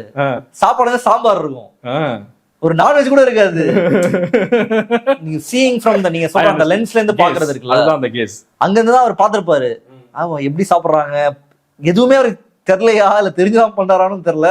அண்ட் போற போக்குல அதுல வந்து ஒரு டைலாக் இருக்கும். அந்த ஊர்ல மாரனூரை சேர்ந்த ஒரு பொண்ணு, மாரஞ்சேரியில தான் அனுஹாசன் இருப்பாங்க. அனுஹாசன் அரவிந்த் சாமி 2 பேருமே மாரஞ்சேரி. அனுஹாசனும் அவங்களோட ஃப்ரெண்டு, ஊர்ல இருந்து வரக்கூடிய ஃப்ரெண்டு, இவங்க சேர்ல இருந்து போறாங்க. போயிட்டு காலேஜ் சீட் வாங்க 2 பேரும் போவாங்க. ஒரு சூப்பர் சீன் அது. காலேஜ் சீட் வாங்க போவாங்க. அனுஹாசன் போயிட்டு சீட் கேட்பாங்க. காலேஜ் என்ன டிபார்ட்மெண்ட் அப்படின்னு கேட்பாங்க. அவங்க வந்து அவங்க டிபார்ட்மெண்ட் கொடுத்துருவாரு. போயிடுவோம், டப்புன்னு கேட்ட மூடுவான். அந்த பொண்ணு போய் கேட்கும், ஊர்ல இருந்து வந்திருக்க பொண்ணு, எனக்கு சீட்டு அதெல்லாம் முடிஞ்சு போச்சு, எல்லாம் வாங்கிட்டாங்க அப்படின்னு சொல்லி போற போது ரிசர்வேஷன் 2 ஒரு எட்டி வாத விட்டுருப்பாரு. எனக்கு ஃபர்ஸ்ட் பார்க்கும்போதெல்லாம் புரியல. அதுக்கப்புறம் அந்த படத்தை திரும்ப பார்க்கும்போது அது புரிஞ்சுக்க முடிஞ்சது. நீங்க சொல்றதும் அது வந்து மண்டலுடைய தாக்கம். ஓகே, ஏன்னா மண்டல்ல வந்து என்ன பண்ணானுங்க, உயர் சாதி பார்ப்பன பசங்க எல்லாம் என்ன பண்ணாங்கன்னா வந்து அப்புறம் என்ன தொடப்பத்தை எடுத்துட்டு வந்து நாங்க இனிமே ரோடு பெருக்கிற வேலை தான் எங்களுக்கு கிடைக்கும், கோட்டால எல்லா சீட்டையும் வந்து பிற்படுத்தப்பட்ட மாணவர்கள் கொடுத்துட்டீங்கன்னா எங்களுக்கு ரோடு பெருக்கிற வேலை தான் கிடைக்கும். அது பரவாயில்ல. பெண்கள், உயர் சாதி குடும்பத்தை சேர்ந்த பெண்கள் என்ன போராட்டம் பண்ணாங்க தெரியுமா? இனிமே வந்து பிற்படுத்தப்பட்ட பசங்களுக்கெல்லாம் வந்து நீங்க வந்து கோட்டால சீட்டு கொடுத்துட்டீங்க அப்படின்னா நாங்க வந்து இந்த மாதிரி பெருக்கிறவனை தான் கல்யாணம் பண்ணிக்கணும் அப்படின்னு ஒரு போராட்டம் பண்ணாங்க. இப்போ சாதிய மனநிலை அப்படின்றதுக்கு வந்து பாலினம் கிடையாது, ரைட்டா? சரி, ஓகே. இப்போ பாம்பேக்கு வருவோம். இப்போ வந்து பாபரி மசீதை இடிச்சாச்சு, பாம்பே கலவரம் நடந்துருச்சு. இப்போ வந்து என்ன ஆகுது அப்படின்னா, இப்போ முதல்ல ரோஜா டைம்ல வந்து இஸ்லாமியர்கள் வந்து வன்முறையாளர்களா இருந்தாங்க. அப்போ அது வந்து பிளாக் அண்ட் ஒயிட்டா இருந்தது. அவங்க வன்முறை செய்யறாங்க, வன்முறையை அடக்குற நல்ல ஃபோர்ஸா மற்றவர்கள் இருக்கிறாங்க அப்படின்ற போது இப்போ வந்து என்ன ஆகுதுன்னா அவங்களும் ஒரு வயலன்ஸை ஃபேஸ் பண்றாங்க அப்படின்றத ஒத்துக்க வேண்டிய ஒரு நிலைமை இருக்கு. இப்போ அதுல இருந்து தான் உங்களுக்கு பாம்பே படம் வருது. இப்போ பாம்பே படத்துல என்னங்க பிரச்சனை? அது வந்து ஒரு மத நல்லிணக்கத்தை சொல்கிற இது அப்புறம் சண்டை போட்டு வன்முறையை எதிர்க்கிற ஒரு நல்ல படம் தானே அப்படின்னா அதுல ஒரு பிரச்சனை இருக்கு. என்ன இருக்கு அப்படின்னா, த வீக் பத்திரிகையில இது செய்தியா வந்துச்சு. பாம்பே படம் எடுத்து முடிச்ச உடனே பால் தாக்கரே வந்து கூப்பிடுறாரு மணிரத்னம். எதுக்கு கூப்பிடுறாரு அப்படின்னா, நீங்க வந்து பம்பாய் கலவரத்தை ஒட்டி படம் எடுத்திருக்கீங்க, அதை வந்து எனக்கு போட்டு காட்டணும், எனக்கு சம்மதம் இருந்தால் தான் ரிலீஸ் ஆகும் படம் அப்படின்னு. சரி, ஓகே, போட்டு காட்டுறாரு. போட்டு காட்டினோடனே பால் தாக்கரே ஃபுல்லாக படம் பார்த்துட்டாரு. அவருக்கு 2 எதிர்ப்பு தான். என்ன எதிர்ப்பு அப்படின்னா, 2 காட்சியை வந்து அவர் வந்து நீக்க சொல்றாரு. முதல் காட்சி வந்து பால் தாக்கரே வந்து நிஜத்துல கொடுத்த ஒரு ஸ்பீச் இருக்கு. அந்த ஸ்பீச்ல வந்து அவர் என்ன சொல்லுவாருன்னா, பம்பாய் நகரம் வந்து தூய மராட்டிய இந்துக்களுக்கான நகரம், மற்றவங்கலாம் வெளில அதுல முஸ்லீமா இருக்கணும் கொன்று. இதுதான் அந்த ஸ்பீச்சோடைய சுருக்கம். ஓகேங்களா? நேரடியா இஸ்லாமியர்களின் இன அழிப்பை தூண்டிய ஒரு வன்முறை பேச்சு, ஹெட் ஸ்பீச் அப்படின்னு வச்சுக்கலாம். அதுக்கு வந்து எலெக்ஷன் கமிஷன் அந்த காலத்துல வந்து அவரை வந்து எலெக்ஷன் நிக்க கூடாதுன்னு தடை பண்ணாங்க. ஒரு காலத்துல அது வேலை செஞ்சுட்டு இருந்துச்சு, சரிங்களா? அதனால அதை விட்டுருவோம். அப்படி ஒரு பேச்சை வந்து ஒரு இந்து தலைவர் படத்துல பேசுற மாதிரி ஒரு காட்சி இருக்கு. இப்ப அது யாரை சொல்லுது என்னன்றது எல்லாருக்கும் தெரியும்ல. அதனால அவர் என்ன பண்றாரு, அந்த காட்சியை நீக்க சொல்றாரு. அந்த காட்சியை நீக்கிடுவாங்க. நீக்கிட்டு படத்துல வந்து இப்போ அது எப்படி வரும் அப்படின்னா, ஒரு இந்து தலைவர் பேசுவாரு, ஒரு தாடி வச்ச முஸ்லீம் தலைவர் பேசுவாரு, 2 பேரும் ஆக்ரோஷமா பேசுவாங்க, கலவரம் நடக்கும். ஓகேங்களா? இப்படி போயிருச்சு. சரி, ஓகே. இன்னொரு காட்சி அந்த படத்துல என்னன்னா, கலவரம் முடிஞ்ச பிறகு இந்த பால் தாக்கரே மாதிரி ஒரு தலைவர் இருக்காருல்ல படத்துல, அவர் வந்து இப்படி ஒரு கலவரத்தை நம்ம உருவாக்கிட்டோமே அப்படின்னு வருந்துறாரு உட்காந்து. பால் தாக்கரேக்கு அது பார்த்து கோவம் வந்துச்சு. நான் எப்போ வருந்தினேன்? அவர் எத்தனையோ மேடைகள்ல செஞ்சதை நான் தான் கிரெடிட் எடுத்துக்கிட்டு இருக்காரு. நான் எப்போ வருந்தினேன்? எப்படி அந்த மாதிரி ஒரு காட்சியை வைக்கலாம்? அதை நீக்குங்க அப்படின்னு சொல்றாரு. இப்ப நான் என்ன சொல்றேன் அப்படின்னா, இப்ப நிஜத்துல அப்படி பேசினாரு, அந்த காட்சி படத்துல வந்துச்சு. அவர் வருந்தலையே, ஏன் வருந்துற மாதிரி ஒரு காட்சி வருது? ஏன் வந்து அவர் வருந்துற மாதிரி ஒரு காட்சி வருது அப்படின்னா அதை இன்னொன்னோட இணைச்சு பார்க்கணும். ஓகே, இஸ்லாமிய அமைப்புகளும் வந்து இந்த படத்தை தடை செய்யணும் அப்படின்னு கேட்டாங்க. அதுல வெவ்வேறு குரல்கள் இருந்துச்சு. முதல் குரல் என்ன அப்படின்னா, இந்த படம் வந்து எங்களை வந்து நாங்க தான் கலவரத்தை வந்து இன்ஸ்டிகேட் பண்ணது, உருவாக்குன மாதிரி காட்டுது அப்படின்னு. ஏன்னா அந்த படத்துல ஒரு காட்சி வரும், பள்ளிவாசல்ல தொழுதுட்டு இருப்பாங்க, பள்ளிவாசல்ல இருந்தே ஆயுதங்களோட வெளியே ஓடி வருவாங்க, அந்த மாதிரி ஒரு காட்சி வரும். ரைட்டா? ஸோ இதை எங்களை வந்து குற்றப்படுத்துது அப்படின்னு. ரெண்டாவது ஒரு குரல் இருந்தது. அந்த குரல் வந்து ரொம்ப சிறுபான்மை குரல், ஆனா அந்த குரல் இருந்தது. அந்த குரல் என்ன சொல்லுச்சு அப்படின்னா, ஒரு இந்து ஆணுக்கும் ஒரு முஸ்லீம் பெண்ணுக்கும் நடக்கிற கல்யாணத்தை இது காட்டுது, இந்த கல்யாணத்தை நாங்க ஏத்துக்க மாட்டோம், அந்த படத்தை நாங்க ஏத்துக்க மாட்டோம் அப்படின்னு. இது வந்து ஒரு இன்டாலரண்ட் வியூ, ஒரு சகிப்புத்தன்மை இல்லாத ஒரு வியூ அப்படின்னு வச்சுக்கலாம். அதனால இதை நம்ம தள்ளி. ரெண்டாவது, இது எல்லாரும் சொல்லுவாங்க, ரொம்ப ஒரு மைண்ட். ஆனா என்னென்ன குரல்கள் வந்துச்சோ எல்லாத்தையும் சொல்லணுன்ற ஒரே காரணத்துக்காக நான் சொல்றேன். சரி, ஓகே, இதை நம்ம தள்ளி வச்சிடலாம். ஆனா இந்த இன்டாலரண்ட் வியூ சொன்னாங்கல்ல, அவங்களும் சரி, மற்றபடி எங்களை குற்றப்படுத்துதுன்னு சொல்றாங்களா அவங்களும் சரி, மற்ற படம் பார்த்த அத்தனை இஸ்லாமிய அமைப்புகளும் சரி, ஒரு வாதத்தை முன் வச்சாங்க. என்ன தெரியுமா? பம்பாய் கலவரத்தை முதல்ல அது இந்து முஸ்லீம் கலவரமே கிடையாது, அது இஸ்லாமிய இன அழிப்பு கலவரம். சரியா? அந்த கலவரத்தை முன்னாடி நின்று நடத்தினதே போலீஸ். இதை நான் சொல்லலை, ஸ்ரீகிருஷ்ணா ரிப்போர்ட் சொல்லுது. கவர்மெண்ட் இது அப்பாயிண்ட் பண்ண என்கொயரி கமிஷன் ரிப்போர்ட் வந்து போலீஸ் தான் இந்த கலவரத்தை நடத்துச்சு. சிவசேனை ஆட்கள் போய் இஸ்லாமியர்களின் கடைகளை உடைக்க, அவர்களின் வீடுகளை கொளுத்த, அவர்களை கொல்ல போலீஸ் தான் காவலா நின்றுச்சு. அந்த வேலையை முதல்ல போலீஸ் தான் பார்த்துச்சு. ஒரு ஜேர்னலிஸ்ட் வந்து ஒரு போலீஸ் வந்து வாக்கி டாக்கியில இந்த பள்ளிவாசல் உள்ள போய் ஷூட் பண்ணுங்கடா, அப்பதான்டா அவனுங்க வந்து கலவரத்துக்கு வருவானுங்கன்னு கொடுக்குற இன்ஸ்ட்ரக்ஷனே ரெக்கார்ட் பண்ணாங்க. வீடெல்லாம் மார்க் பண்ணி வீடு. அப்போ அது இந்து முஸ்லீம் கலவரம் கிடையாது, அது ஆன்டி முஸ்லீம் ரயட். 2 பேர் அடிச்சுக்கிட்டா அதுக்கு பேர் கலவரம். ஒரு செக்ஷனை நீங்க டார்கெட் பண்ணி அதை நீங்க வந்து இது பண்றீங்க அப்படின்னா, கலவரம் பண்றீங்க அப்படின்னா அது பேர் கலவரம் கிடையாது, அது இன அழிப்பு. ரெண்டாவது, அதுல அரசே பங்கெடுக்குது அப்படின்னா அது போக்ரோம், அது இன அழிப்பு. சரிங்களா? ஏன்னா போலீஸ்ன்றது அரசு துறை, அரசே பங்கெடுக்குது. இப்போ அவங்க எல்லாரும் கேட்டது என்னன்னா, போலீஸோட ரோல் என்ன? பாம்பே ரயட் திராவிட இயக்க படத்துல பார்ப்பனர்ன்ற வார்த்தை இல்லையோ, அப்படி பாம்பேன்ற படத்துல போலீஸோட ரோல் எங்க? இப்போ ஏன் போலீஸோட ரோல் அங்க காட்டப்படல? பிரகாஷ் ராஜ் இருப்பாரு படத்துல, நடந்துட்டு இருப்பாரு அங்கேயும் இங்கேயும் போலீஸா. அதாவது போலீஸோடைய கைய மீறி நடக்கிறதா காட்டுவாங்க. இப்போ கர்ணன் படத்துல நம்ம மாரி செல்வராஜ் காட்டுறாருல, போலீஸ் தான் பண்ணுச்சு, சாதிய பார்வை கொண்ட போலீஸ் தான் அதை பண்ணுச்சு அப்படின்னு நம்ம காட்டுறோம்ல. விசாரணையில வெற்றிமாறன் காட்டுறாருல, போலீஸோட புரூட்டாலிட்டி என்ன, எக்ஸஸ்னா என்ன, போலீஸ்க்கு விடுதலை, சிஸ்டமிக் வயலன்ஸ்னா என்ன அப்படின்னு காட்டுறாங்கல்ல. இப்போ போலீஸுக்குன்னு வந்து ரோல் இருந்துச்சுன்னா அந்த ரோலை காமிக்கணும். போலீஸ்க்கு வந்து ஒரு ஆதிக்க சாதி முகம் எப்படி இருக்கோ அதே மாதிரி போலீஸ்க்கு வந்து ஒரு போலீஸ்ன்ற நிறுவனத்துக்கு ஒரு இந்துத்துவ முகம் இருக்கு, இந்தியா முழுமைக்கும். அதுல இந்த ஸ்டேட்டு அந்த ஸ்டேட்டுன்னு எந்த வித்தியாசமும் கிடையாது, இந்தியா முழுமைக்கும் இருக்கு. அப்போ போலீஸோட ரோலை காட்டாமையும் ஒரு இந்த மாதிரி ஒரு அவர் வருந்தாத காட்சியை வருந்துற மாதிரியும் காட்டுறது மூலமா என்ன பண்றாங்க அப்படின்னா, இஃபெக்டிவா 2 பேரும் அடிச்சுக்கிட்டாங்க, 2 பேர் மேலையும் தப்பு. அதாவது 2 பேர் மேலையும் தப்பு. யாரை நோக்கி நம்ம அதிக கேள்விகள் கேட்கணும் அப்படின்றத வந்து அவங்க சைலன்ஸ் பண்றது. இப்போ நான் என்ன சொல்றேன், ஒரு சாதிய பாகுபாடை பிராக்டிஸ் பண்ற ஒரு தலித் இருக்கலாம், அதை பிராக்டிஸ் பண்ற ஒரு பிராமின் இருக்கலாம். யாரை கேட்டு நீங்க யாரை நோக்கி அதிக கேள்வி கேட்பீங்க? பிராமின் நோக்கி தான். ஏன் கேட்குறீங்க? ஏன்னா சிஸ்டமிக்கா யாருக்கு சிஸ்டமா அது யார் கையில இருக்கு? அந்த சிஸ்டமை சஸ்டெயின் பண்றது யார்? அப்போ பேலன்ஸ் ஆஃப் பவர் யார்கிட்ட இருக்கு? அந்த சிஸ்டம்குள்ள, அந்த அமைப்புக்குள்ள இருக்கிற அதிகாரம் யார்கிட்ட இருக்கு? அவங்க கிட்ட அதிக கேள்விகள் கேட்போம். இப்போ போலீஸ் என்ன பண்ணிச்சுன்றதை காட்டுச்சுன்னா, போலீஸ் யார் கையில இருக்கு அப்படின்றத நம்ம காட்டணும்.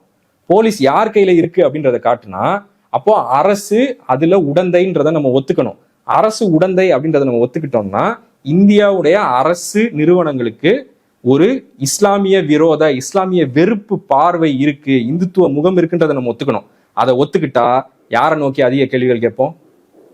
ஒரு பக்கத்தை நோக்கி அதிக கேள்விகள் கேட்போம். அது அந்த படத்துடைய கமல் திரைப்படத்திலும் இதுதான் தொடர்ந்துச்சா? விஸ்வரூபம் படத்துல கூட நீங்க தொழுகை சொல்லும் போது ஞாபகம் வருது, 2 பேருமே தொழுகை பண்ணிருப்பாங்க. ஒருத்தன் வெடிக்க வைக்கிறதுக்கு தொழுகை பண்ணுவான், தடுக்கிறதுக்கு. விஸ்வரூபத்துல இது அப்படியே குளோபல் ஸ்கேல் எடுத்துட்டு போனீங்கன்னா அது விஸ்வரூபம். அமெரிக்காக்காரனே அப்படி ஒரு வசனம் வைக்க மாட்டான், அமெரிக்கா வந்து பெண்களையும் குழந்தைகளையும் கொல்லாதுன்னு அமெரிக்காக்காரனே வசனம் வைக்க மாட்டான். சரியா? சரி, ஓகே, அவருக்கு வந்து ஹாலிவுட்ல படம் எடுக்கணும்னு ஆசை. அதுக்காக அது எனக்கு தெரிஞ்சு விஸ்வரூபத்தோடைய பெஸ்ட் கிரிட்டிசிசம் வந்து மணிவண்ணன் தான் சொன்னார். அவர் சொன்னாரு, ஹாலிவுட் லெவல்ல படம் எடு, ஹாலிவுட் அரசியல படமா எடுக்காது அப்படின்னு சொன்னாங்க. அதை தாண்டி அதுல பேசுறதுக்கு ஒன்றும் இல்லை. சரி, ஓகே. ரோஜா வந்து எப்படி ஒரு ஐடென்டிட்டியை வந்து ஒருத்தனுடைய அடையாளத்தை ஆபத்தா காட்டுறது, மற்றவனா காட்டுறது, ஆபத்தான மற்றவனா காட்டுறது அப்படின்றத கத்து கொடுத்துச்சோ, பாம்பே என்ன கத்து கொடுத்துச்சு அப்படின்னா, பாம்பே வந்து வன்முறை, அதனுடைய எதிர்வினை வன்முறை. இந்த வன்முறை பக்கம் அரசு நிறுவனங்கள் இருக்கு, போலீஸ், சட்டமன்ற அதிகார வர்க்கம் எல்லாமே இருக்கு. சரிங்களா? இந்த பக்கம் ஒன்றும் இல்லை. அவன் என்ன பண்ணாலும் இவன் கையில ஒன்றும் இல்லை. ஓகேவா? இது ரெண்டையும் சமப்படுத்துறது எப்படி, இது ரெண்டையும் சமப்படுத்துறது எப்படி அப்படின்றத வந்து அதுதான் முதல்ல சொல்லி கொடுத்துச்சு. சோ தக்லைஃப் படம் பாத்தீங்களா? புரியல. தக்லைஃப் படம் இல்ல, பார்க்கலையா? அதுல என்ன பண்ணிருக்காருன்னு தெரிஞ்சுக்க இல்ல, ஒரே ஒரு டயலாக் மட்டும் கேள்விப்பட்டேன். ரைட்டு, ஓகே, அதோட பார்க்க வேணாம். அதாவது வந்து என்னவோ முகலாயர்கள் காலத்துல இருந்து இந்த ஊருக்கு இதே வேலையா போச்சு அப்படின்ற மாதிரி ஏதோ ரைட்டு, ஓகே. காயல்பட்டினத்துக்காரன் அப்படின்னு அந்த இதுல வரும். ஓகே கண்மணியில ஒரு டைலாக் வரும்ல, அவன் வந்து ஆர்ட்ஸை வந்து அப்ரிஷியேட் பண்ணலன்னு போடா அவுரங்கசீப் அப்படின்லாம் ஒரு டைலாக் வரும்ல. அந்த மாதிரி யாராவது திட்டி நான் வரைக்கும் கேள்விப்பட்டதே இல்லை. சரியா? அதாவது அவுரங்கசீப்ன்றவர் வந்து இது இசைக்கலைஞர்களுக்கு எதிராக இருந்தாரு அப்படின்றது அதெல்லாம் வரலாறு தான், அதெல்லாம் நான் இல்லைன்னு சொல்ல. சரியா? ஆனா போடா அவுரங்கசீப் அப்படின்னு திட்டி நான் வரைக்கும் கேள்விப்பட்டதே இல்லை. அவங்க வீட்டுல இருக்கலாம். அதுவும் ஒரு துல்கர் சல்மானை பார்த்து திட்டுறது. சரி, ஓகே, சரிங்களா? ஓகே, இப்போ என்ன சொல்ல வந்தேன்? இல்ல ப்ரோ, இது இப்போ முன்னாடி நம்ம பேசிட்டோம், 90கள்ல எப்படி இருந்ததுன்றத பேசணும். துரந்தர் இப்படியான திரைப்படங்கள் வந்திருக்கு, இப்போ வந்து எவ்வளவு ஃபுல் ஃபிளெட்ஜா போயிட்டு இருக்குன்றத பேசணும். நடுவுலையுமே இந்த குட் பேட் முஸ்லிம் அப்படின்றத, அது அந்த மாடல் திரைப்படங்கள் வெளியே வந்தது அப்படின்றத நம்ம பேசியிருக்கோம். இது என்ன இம்பாக்ட ஏற்படுத்தி இருக்கு, இதை நம்ம கேள்வி கேட்காமல் விட்டால் என்ன ஆகும்ன்றத நம்ம வைண்ட் அப் பண்ணலாம். முன்னாடி வந்து இப்போ நம்ம ஒன்று கேட்டோம்ல, ஒரு முஸ்லீம் குண்டு வைக்கிறானா அதை பத்தி எடுக்கக்கூடாதான்னு. இப்போ பாம்பே மாதிரி படங்கள் வந்து என்ன சொல்லுது அப்படின்னா, பாம்பே, ரோஜா, அதுல இருந்து துரந்தர்ல இருந்து எல்லாமே நீங்க அந்த மாதிரி படங்கள்லாம் என்ன சொல்லுது அப்படின்னா, இப்போ வந்து இவன் பண்ற வயலன்ஸை நீங்க காட்டுறீங்க, ஆனா இவன் கிட்ட என்ன அதிகாரம் இருக்கு, இவன் மேல ஒரு வயலன்ஸ் நடத்தப்படுதுல, அதோட ரியாக்ஷனரி வயலன்ஸா தானே அதை அவன் பண்றான்.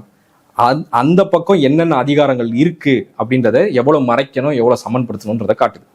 உதாரணத்துக்கு பிளாக் ஃப்ரைடேன்னு ஒரு படம் இருக்கு. அந்த படம் வந்து அனுராக் கஷ்யப் எடுத்த ஒரு மெயின் ஸ்ட்ரீம் படம் தான். அந்த படம் வந்து என்ன பண்ணும் அப்படின்னா, பாம்பே தொடர் குண்டு வெடிப்பு இருக்குல்ல, அந்த தொடர் குண்டு வெடிப்பை விசாரிக்கிறது தான் படம். பாம்பேல குண்டு வெடிப்பு நடந்துடும், தொடர் குண்டு வெடிப்பு நடந்துடும். போலீஸ் ஆஃபீஸர்ஸ்லாம் வந்து அதை விசாரிப்பாங்க. அந்த விசாரணை தான் படம். படத்துல வர போலீஸ் ஆஃபீஸர்ஸ் எல்லாம் முஸ்லீம் இல்லாதவர்கள், படத்துல வர தீவிரவாதிகள் எல்லாம் இஸ்லாமியர்கள். ஆனா இந்தியாவில் எடுக்கப்பட்ட ஒரு மிக முக்கியமான திரைப்படம் அது. ஏன்னா அந்த படம் ரொம்ப தெளிவா காட்டும், பாம்பே ரயட்ஸ்ன்றது ஆன்டி முஸ்லீம் ரயட்ஸ், அதனுடைய ரியாக்ஷனரி வயலன்ஸா தான் இந்த பாம்பிங் நடந்துச்சு. ஆன்டி முஸ்லீம் ரயட்ஸை நடத்தினது வந்து பால் தாக்கரே, சிவசேனா, இந்துத்துவ அமைப்புகள், அவங்கள கொல்றதுக்காக தான் இந்த பாம்பிங்கை அவங்க ஆரம்பிச்சாங்கன்றத படம் தெளிவா காட்டும். யார்கிட்ட அதிகாரம் இருக்கு, யார் அதை வந்து அதுக்கு ஒரு ரியாக்ஷனரியா ஒரு எக்ஸ்ட்ரீமிஸ்ட் வயலன்ஸை பண்றான் அப்படின்றத படம் தெளிவா காட்டும். அப்போ உங்களுக்கு ஒரு அஜெண்டா வச்சுட்டு அந்த பார்வையில இருந்து இப்படி படத்தை எடுக்கிறது தான் பிரச்சனை. நீ பாம்பு வைக்கிறத படம் எடுக்கிறது பிரச்சனை இல்லை, அது உன்னோட அஜெண்டா, அதனுடைய அதுல என்ன நடந்திருக்குன்றதை தெரியாம உன்னோட பெர்ஸ்பெக்டிவ்ல இருந்து நீ படம் எடுக்கிறது அப்படின்றதுதான். அது மட்டும் இல்ல, அதாவது நான் என்ன சொல்றேன்னா, இப்ப உண்மையை மறைச்சுதான் சொல்றேன் நான், உண்மையை மறைச்சு எப்படி எடுக்கிறாங்க. பாம்பு வைக்கிறது எவ்வளவு உண்மையோ அதே அளவு உண்மை தானே பால் தாக்கரே அதை பண்ணாப்லன்றது, அதே அளவு உண்மை தானே போலீஸ் அதை செஞ்சதுன்றது. ஏன் அந்த உண்மை வரவே மாட்டேங்குது படத்துல? அதான் வெளிப்படையா அவங்களுக்கு ஒரு ஏன்னா அந்த உண்மை வந்தா அரசு நோக்கி நீங்க கேள்வி கேட்பீங்க. இந்திய நாடுன்றது செக்குலர் நாடுன்றது ஒரு மித்து. இந்த நாடை செக்குலரா யார் வச்சிருக்காங்கன்னா, இங்க இருக்கிற சாதாரண வெகுஜன மக்கள், சாதாரண உழைக்கும் மக்களுக்கு மத்தியில இருக்கிற மத நல்லிணக்கம் தான் இதை செக்குலர் நாடா வச்சிருக்கு.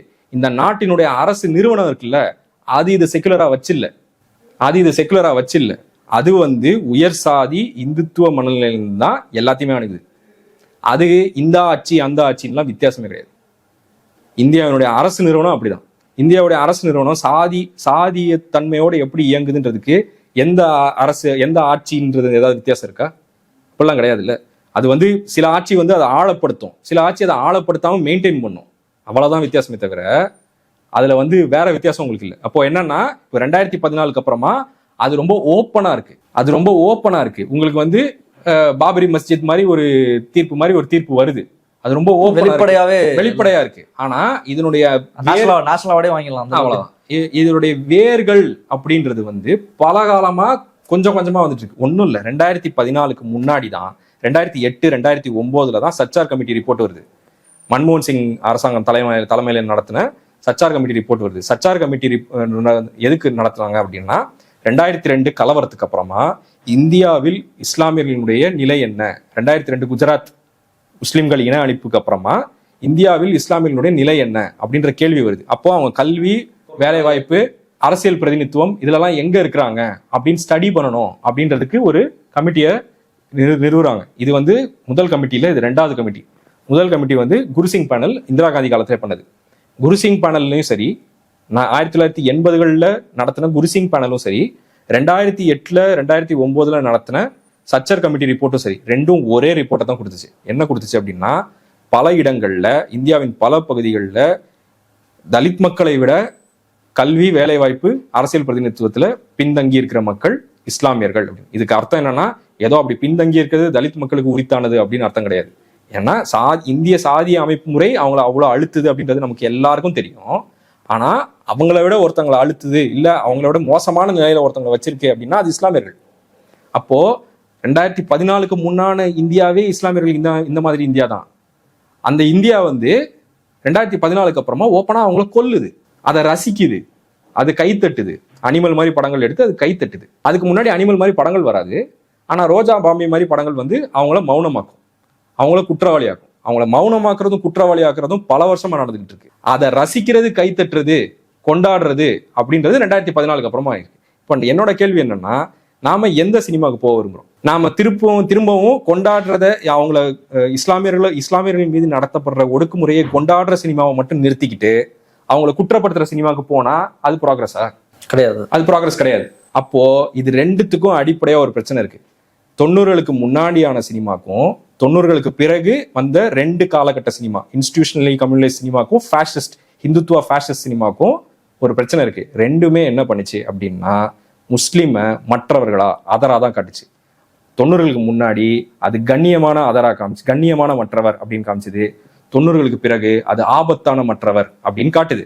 அப்போ அடிப்படை பிரச்சனை என்னன்னா, அதை மற்றவர்கள் அப்படின்னு அவங்களை காட்டுறதுலதான் பிரச்சனை. இஸ்லாமியரா இருக்கிறதுடைய பண்பு என்ன அப்படின்றத, அந்த பண்பை உணர்ந்து ஆனா அவர்களை மற்றவர்களா காட்டாம இருக்கிற படங்கள் தான் நமக்கு வேணும். கேரளால வர சினிமால கொஞ்சம் நிறைய நார்மலா முஸ்லிம்ஸ் வந்து பெருசா அந்த மாதிரிலாம் இருக்காது. நீ தள்ளுமலா அந்த மாதிரி படம் அடிச்சுப்பாங்க, இந்த மாதிரி நிறைய படம் இருக்கு. முஸ்லிம் கேரக்டர் ரொம்ப சாதாரணமா இருக்கும். அந்த படத்துல வந்து நல்லவனும் கிடையாது, இவனும் ஃப்ராடா இருப்பான், அவனும் ஃப்ராடா இருப்பான், ஜாலியா இருப்பாங்க. ஒரு நார்மல் ஒரு லைஃப் ஸ்டைல காட்டக்கூடிய நிறைய திரைப்படங்கள் கேரளால எனக்கு தெரிஞ்சு வந்திருக்குன்னு நினைக்கிறேன். ஒரு கதாபாத்திரம் வந்து அந்த பாப்புலேஷனுக்கு ஏற்ற மாதிரி அங்க எப்படி இருக்க கன்சிடரபிள் பாப்புலேஷன் இருக்காங்களோ அந்த அளவுல அதை இன்க்ளூட் பண்ணி அங்க இருக்கக்கூடிய பாலிடிக்ஸையும் நம்ம சொல்லலாம். அதனாலதான் பாப்புலேஷன் எடுத்துக்கிட்டா மும்பையிலேயே ஒரு கன்சிடரபிள் பாப்புலேஷன் முஸ்லிம் தான். இப்படிதான் படம் எடுத்துட்டு இருக்காங்க. ஏன் இது டெல்லி மும்பை வந்து பாலிவுட் ஹப்பா இருக்கிறதுனால சொல்றேன். சோ இப்போ தமிழ்ல கூட மாநாடு வந்துச்சு. இப்படியான திரைப்படங்கள் அப்பப்போ வந்து 2வது ஒரு முஸ்லிம் லைஃப் வந்து தெரிஞ்சுக்கிறதுக்கான படமே இல்ல. ஆக்சுவலா நார்மலா தமிழ்ல இருக்கக்கூடிய முஸ்லிம் டைரக்டர்ஸ் வந்து ஒரு ஸ்டேஜ்ல கூட பேசியிருப்பாங்க. பேசி இது வரைக்கும் நம்ம அப்படி ஒரு படமே வரல, நான் எப்படி இருப்பேன், வீட்டுல நான் என்ன பண்ணுவேன், எப்படி சாப்பிடுவேன், நம்ம லைஃப் ஸ்டைல் எப்படி இருக்குன்றது ஒரு படமே வரல அப்படின்றதெல்லாம் நிறைய பேர் பேசியிருந்தாங்க. ஒரு நல்ல ஆஸ்பெக்ட்ல காட்டிய படங்கள் அதோட முடிக்கலாம்னு நினைக்கிறேன். நம்ம சொல்றதுல அடிப்படையான பிரச்சனை என்னன்னா, 90களுக்கு முன்னாடி சினிமா கண்ணியமான மற்றவராக காட்டுச்சு, 90களுக்கு பிறகு ஆபத்தான மற்றவராக காமிச்சு. ஸோ இதுல அடிப்படை பிரச்சனை அப்படின்றது வந்து மற்றவராக காட்டுறதை நிறுத்துறது அப்படின்னு. இப்போ இந்த இடத்துல நீங்க கேட்கலாம், இப்போ மாநாடு மாதிரி ஒரு படம் வந்துச்சு, அயோத்தி மாதிரி ஒரு படம் வந்துச்சு, உப்பண்ணான்னு ஒரு படம் வந்துச்சு. இதெல்லாம் கமர்ஷியலா ஓடின படங்கள், இஸ்லாமியர்களை ஹீரோவா வச்சிருந்த படங்கள். இப்போ இந்த மாதிரி படம் எடுத்தா ஓகேவா அப்படின்னு கேட்டா, இதுவும் கண்ணியமான மற்றவர் கீழே தான் வருது. ஏன்னு சொல்றேன், ஏன்னா இப்போ மாநாடுன்ற படம் வந்து சிம்பு வச்சு நீங்க படம் எடுக்கிறீங்க. சிம்பு படம்னா குறைஞ்சது ஒரு ஹீரோயின், 2-3 ஹீரோயின்லாம் அவர் அசால்ட்டா நடிப்பாரு. ஆனா நீங்க சிம்பு வச்சு படம் எடுக்கிறீங்க, அவருக்கு அதுல வந்து காதல் உறவே கிடையாது. ஏன் காதல் உறவே கிடையாது அப்படின்னா, எப்படி வந்து ஒரு சோ கால் லைட்டா பார்க்க முடியாது. இது அந்த படம் வந்து டைம் லூப் படம் வந்து ரொம்ப முக்கியமான படம். டைம் லூப் படம், நான் அதை இல்லைன்னு சொல்லவே இல்லை. படம் ரொம்ப முக்கியமான படம். நான் இன்னொன்னு சொல்றேன், வெங்கட் பிரபுவோட தில், நிறைய படத்துல இப்ப ஹீரோயின் வைக்க மாட்டாங்களே. வெங்கட் பிரபுவோட தில்லு யாருக்கும் வராது. சரிங்களா? தில்லி, ஏன்னா அந்த மீச கீஸ் எல்லாம் எடுத்துட்டு பார்க்க முஸ்லீமா இருக்கிற ஒரு மனுஷனை ஹீரோவை வச்சு ஹிட். ஒரு டயலாக் வரும்ல, மத்தவன் பாம்பு வச்சா வந்து சைக்கோ, முஸ்லிம் வச்சா நீ வந்து தீவிரவாதின்னு சொல்றோம். அவர் வந்து யுவன் மேல இருக்கிற அன்பினால அந்த படத்தை எடுத்தாரு. அதனால மாநாடு வந்து நான் உண்மையில சொல்றேன், வெங்கட் பிரபு தில்லு. ஓகேங்களா? ஆள் பார்க்க ஜாலியா இருந்தாலும் தைரியமான ஆளா இருக்காப்ல. ஓகேங்களா? அதெல்லாம் நான் இல்லைன்னு சொல்ல, புரிஞ்சுக்கிறதுக்காக நம்ம சொல்றோம். Constructive criticism. இதை வந்து நான் வந்து மாநாட தூக்கி ரோஜா பாம்பே தட்டுல வைக்கல, அப்படி புரிஞ்சுக்க கூடாது. ஹீரோயின் சொன்னீங்க. துரந்தருக்கு தட்டுல வைக்கல, அப்படி புரிஞ்சுக்க கூடாது. ஓகே, என்னன்னு அப்படின்னா, இப்போ சாதிய அடுக்குல ஒரு கீழ் சாதி ஆண் வந்து ஒரு மேல் சாதி பெண்ணை திருமணம் பண்ணிக்கிறது அப்படின்றது வந்து அருவருக்கத்தக்கது, கரெக்டா? ஆனா ஒரு மேல் சாதி ஆண் வந்து கீழ் சாதி பெண்ணை திருமணம் பண்ணா அது பரவாயில்ல, அது அக்செப்டபிள். ஆனா ரிவர்ஸ் வந்து அன்அக்செப்டபிள். அந்த ஒரு பார்வை தான் ஒரு இஸ்லாமிய ஆண் இஸ்லாமிய அல்லாத ஒரு பெண்ணை, குறிப்பா ஆதிக்க சாதி பெண்ணை திருமணம் செய்யறது வந்து இந்திய சமூகம் வந்து கத்துக் கொடுக்குது. இதை நான் சும்மா சொல்லல. லவ் ஜிஹாதுன்னு சொல்லிட்டு இங்க நாடக காதல் மாதிரி ஒரு பொய்யை கட்டவழிக்கிறாங்கல்ல, அதனுடைய அடிப்படை சமூக உணர்வே இதுதான். அதனுடைய அடிப்படை சமூக உணர்வே என்னன்னா, இப்போ எப்படி நாடக காதலை சொன்ன உடனே அது என்ன ஃபேக்ட் எதுவுமே கேட்காம நம்புறதுக்கு ஒரு கூட்டம் ஏன் ரெடியா இருக்கு அப்படின்னா, அடிப்படையா அவன் நம்புறான் ஒரு கீழ் சாதி ஆண் வந்து ஒரு மேல் சாதி பெண்ணுக்கு திருமணம் செய்யறது வந்து அருவருக்கத்தக்கதுன்னு நம்புறான். கல்ச்சுரல் மைண்ட் செட் தான் இருக்குல்ல, அந்த சாதிய மனநிலை இருக்குல்ல. அந்த மாதிரி ஒரு முஸ்லிம் ஆண் ஒரு முஸ்லிம் அல்லாத குறிப்பாக ஆதிக்க சாதி பெண்ணை திருமணம் செய்வதுன்றது அருவருக்கத்தக்கது, இந்திய சாதிய மனநிலையில அருவருக்கத்தக்கது. அப்போ அப்படி இருக்கும்போது அதனுடைய நீட்சி தான் எந்த முஸ்லிம் ஹீரோக்கும் ஒரு ரொமான்ஸ் இருக்காது. இருந்ததுன்னா அது டிராஜடியா முடிஞ்சிடும். என்னுண்டே மொய்தீன் மாதிரி, உப்பண்ணா மாதிரி, இதெல்லாம் டிராஜடி. ஓகேங்களா? ஏன்னா முஸ்லிம் ஆணுடைய செக்ஷுவாலிட்டி அருவருக்கத்தக்கது. அதனுடைய இதுதான் பிரதிபலிப்பா தான் நீங்க சமூகத்துல என்ன பார்க்கலாம்னா, மாட்டுக்கறி சாப்பிட்டு அவங்க வந்து செக்ஷுவலி ரொம்ப விரையிலா இருப்பாங்க, அக்ரெசிவா இருப்பாங்க, தொடர்ச்சியா இதை பேசிக்கிட்டே இருப்பாங்க. புரியுதுங்களா? அந்த இந்த படமே அதுதானே, அனிமலே அதுதான். ஓகேங்களா? அப்படி பேசிக்கிட்டே இல்ல ரன்வீர் சிங் கில்ஜியா நடிச்சிருப்பாரு, அதாவது பத்மாவத். அந்த படம் அடைய முடியாது அந்த பத்மாவத். இப்போ அதனுடைய நீச்சி தான் 10 குழந்தை பெத்துப்பாங்க அப்படின்னு பேசுறது. அதனுடைய அப்படி சொல்லி சொல்லி வெறி ஊட்டுறதுனாலதான் ஒவ்வொரு கலவரத்தின் போதும் இஸ்லாமிய பெண்கள் மீது பாலியல் வன்முறை இருக்கும். ஏன்னா அவன் மைண்ட்ல அவன் என்ன பண்றான்னா பழிதி இருக்கிறான் அப்படின்னு அவன் நினைச்சுக்கிறான். அப்போ இதுக்கு ரொம்ப டீப்பான ரூட்ஸ் இருக்கு. அயோத்தி படமும் நான் திரும்பவும் சொல்றேன், அயோத்தி படமும் அந்த டிரெக்டர் ரொம்ப முக்கியமான படம். அந்த டிரெக்டர் வந்து உண்மையிலேயே இஸ்லாமியர்கள் மீது இருக்கிற ஒரு அக்கறையின் மீது ஒரு பாசத்தின் மீது தான் அந்த படம் எடுத்திருக்காரு. பாராட்டத்தக்கக்கூடிய படம், அதெல்லாம் நான் இல்லைன்னு சொல்ல. ஆனா அயோத்தி படத்துல அந்த ஹீரோ முஸ்லீமா இல்லை அப்படின்னா அந்த இறந்து போன அம்மாவோட பொண்ணு இருக்குல்ல, அது ஐ லவ் யூ சொல்லியிருக்கோம் அவனுக்கு. ஏன் அது சொல்லாது அப்படின்னா, முஸ்லிம்ன்றவன் வந்து இப்போ அதனாலதான் அவனை நோபல் அதர்ன்னு நம்ம சொல்றோம், கண்ணியத்திற்குரிய மற்றவன். அவன் வந்து ரொமான்ஸ்குள்ள வரமாட்டான். ரொமான்ஸ் வந்துச்சுன்னா அடுத்து வந்து கிஸ் அடிக்கிற சீன் வரும், அவனை வந்து இது பாலியல் காட்சிகள் வரும், அதெல்லாம் வந்து அருவருக்கத்தக்கது இல்லை. புரியுதுங்களா? அப்படி ஒரு இது இருக்கு. அப்போ இதைதான் நான் சொல்றேன், நீங்க ஹீரோவா காமிச்சாலுமே அந்த மற்றவர் அப்படின்ற ஃப்ரேம் ஒர்க்கை உடைக்கிறது வந்து அவ்வளோ ஈஸி கிடையாது, அது அவ்வளோ கஷ்டம். ஓகேங்களா? அப்போ இந்த இடத்துலதான் வந்து சிறையை வந்து நான் வந்து ஒரு மிகப்பெரிய தமிழ் சினிமாவின் திறப்பா பார்க்குறேன். இந்த விஷயத்துல என்ன பண்ணுது அப்படின்னா, சிறை வந்து பல விஷயங்கள் அது பாராட்டலாம். இப்போ வந்து முன்னாடி நான் சொன்னேன்ல, தொழுகையை வந்து எதோட ஜாயின் பண்ணுவாங்க, எதோட சேர்த்து தொழுகையை காட்டுவாங்க, அந்த மாதிரிலாம் காட்டுவாங்க. இந்த படத்துல 2 தொழுற காட்சி வரும். எங்க தெரியுமா வரும்? ஒண்ணு ஒரு காதல் பாடலுக்கு நடுவில் வரும். அவன் காதலிச்சுட்டு இருக்கிற டைம்ல, சந்தோஷமா இருக்கிற டைம்ல ஒரு பார்ட் அப்படின்னு வரும். இன்னொரு தடவை வரும். இன்னொரு காட்சி எங்க வரும் அப்படின்னா, இது ரொம்ப நுட்பமான காட்சி. இன்னொரு காட்சி எங்க வரும் அப்படின்னா, அவன் வந்து தன்னுடைய விதியை தீர்மானிக்கிற ஒரு இடத்துல நிற்பான். இப்போ வந்து ஒரு ஜட்ஜை போய் அவன் பார்க்கணும், அவர்கிட்ட அவன் பேசுறதை வச்சுதான் அவனுடைய வாழ்க்கையே இருக்கு அப்படின்ற ஒரு கட்டத்துல இருப்பான். அந்த பதட்டத்துல இருப்பான். அப்போ தொழுவோம். அப்போ நான் கொஞ்சம் தொழுதுக்கிறேன்னு கேட்பான். பம்பாய் கலவரம் முடிஞ்ச உடனே அங்க இருக்கிற இஸ்லாமியர்கிட்ட போய் பேட்டி எடுக்கும்போது, ஒரு வயசான தாடி வச்ச ஒரு பெரியவர்கிட்ட போய் பேட்டி எடுக்கிறாங்க.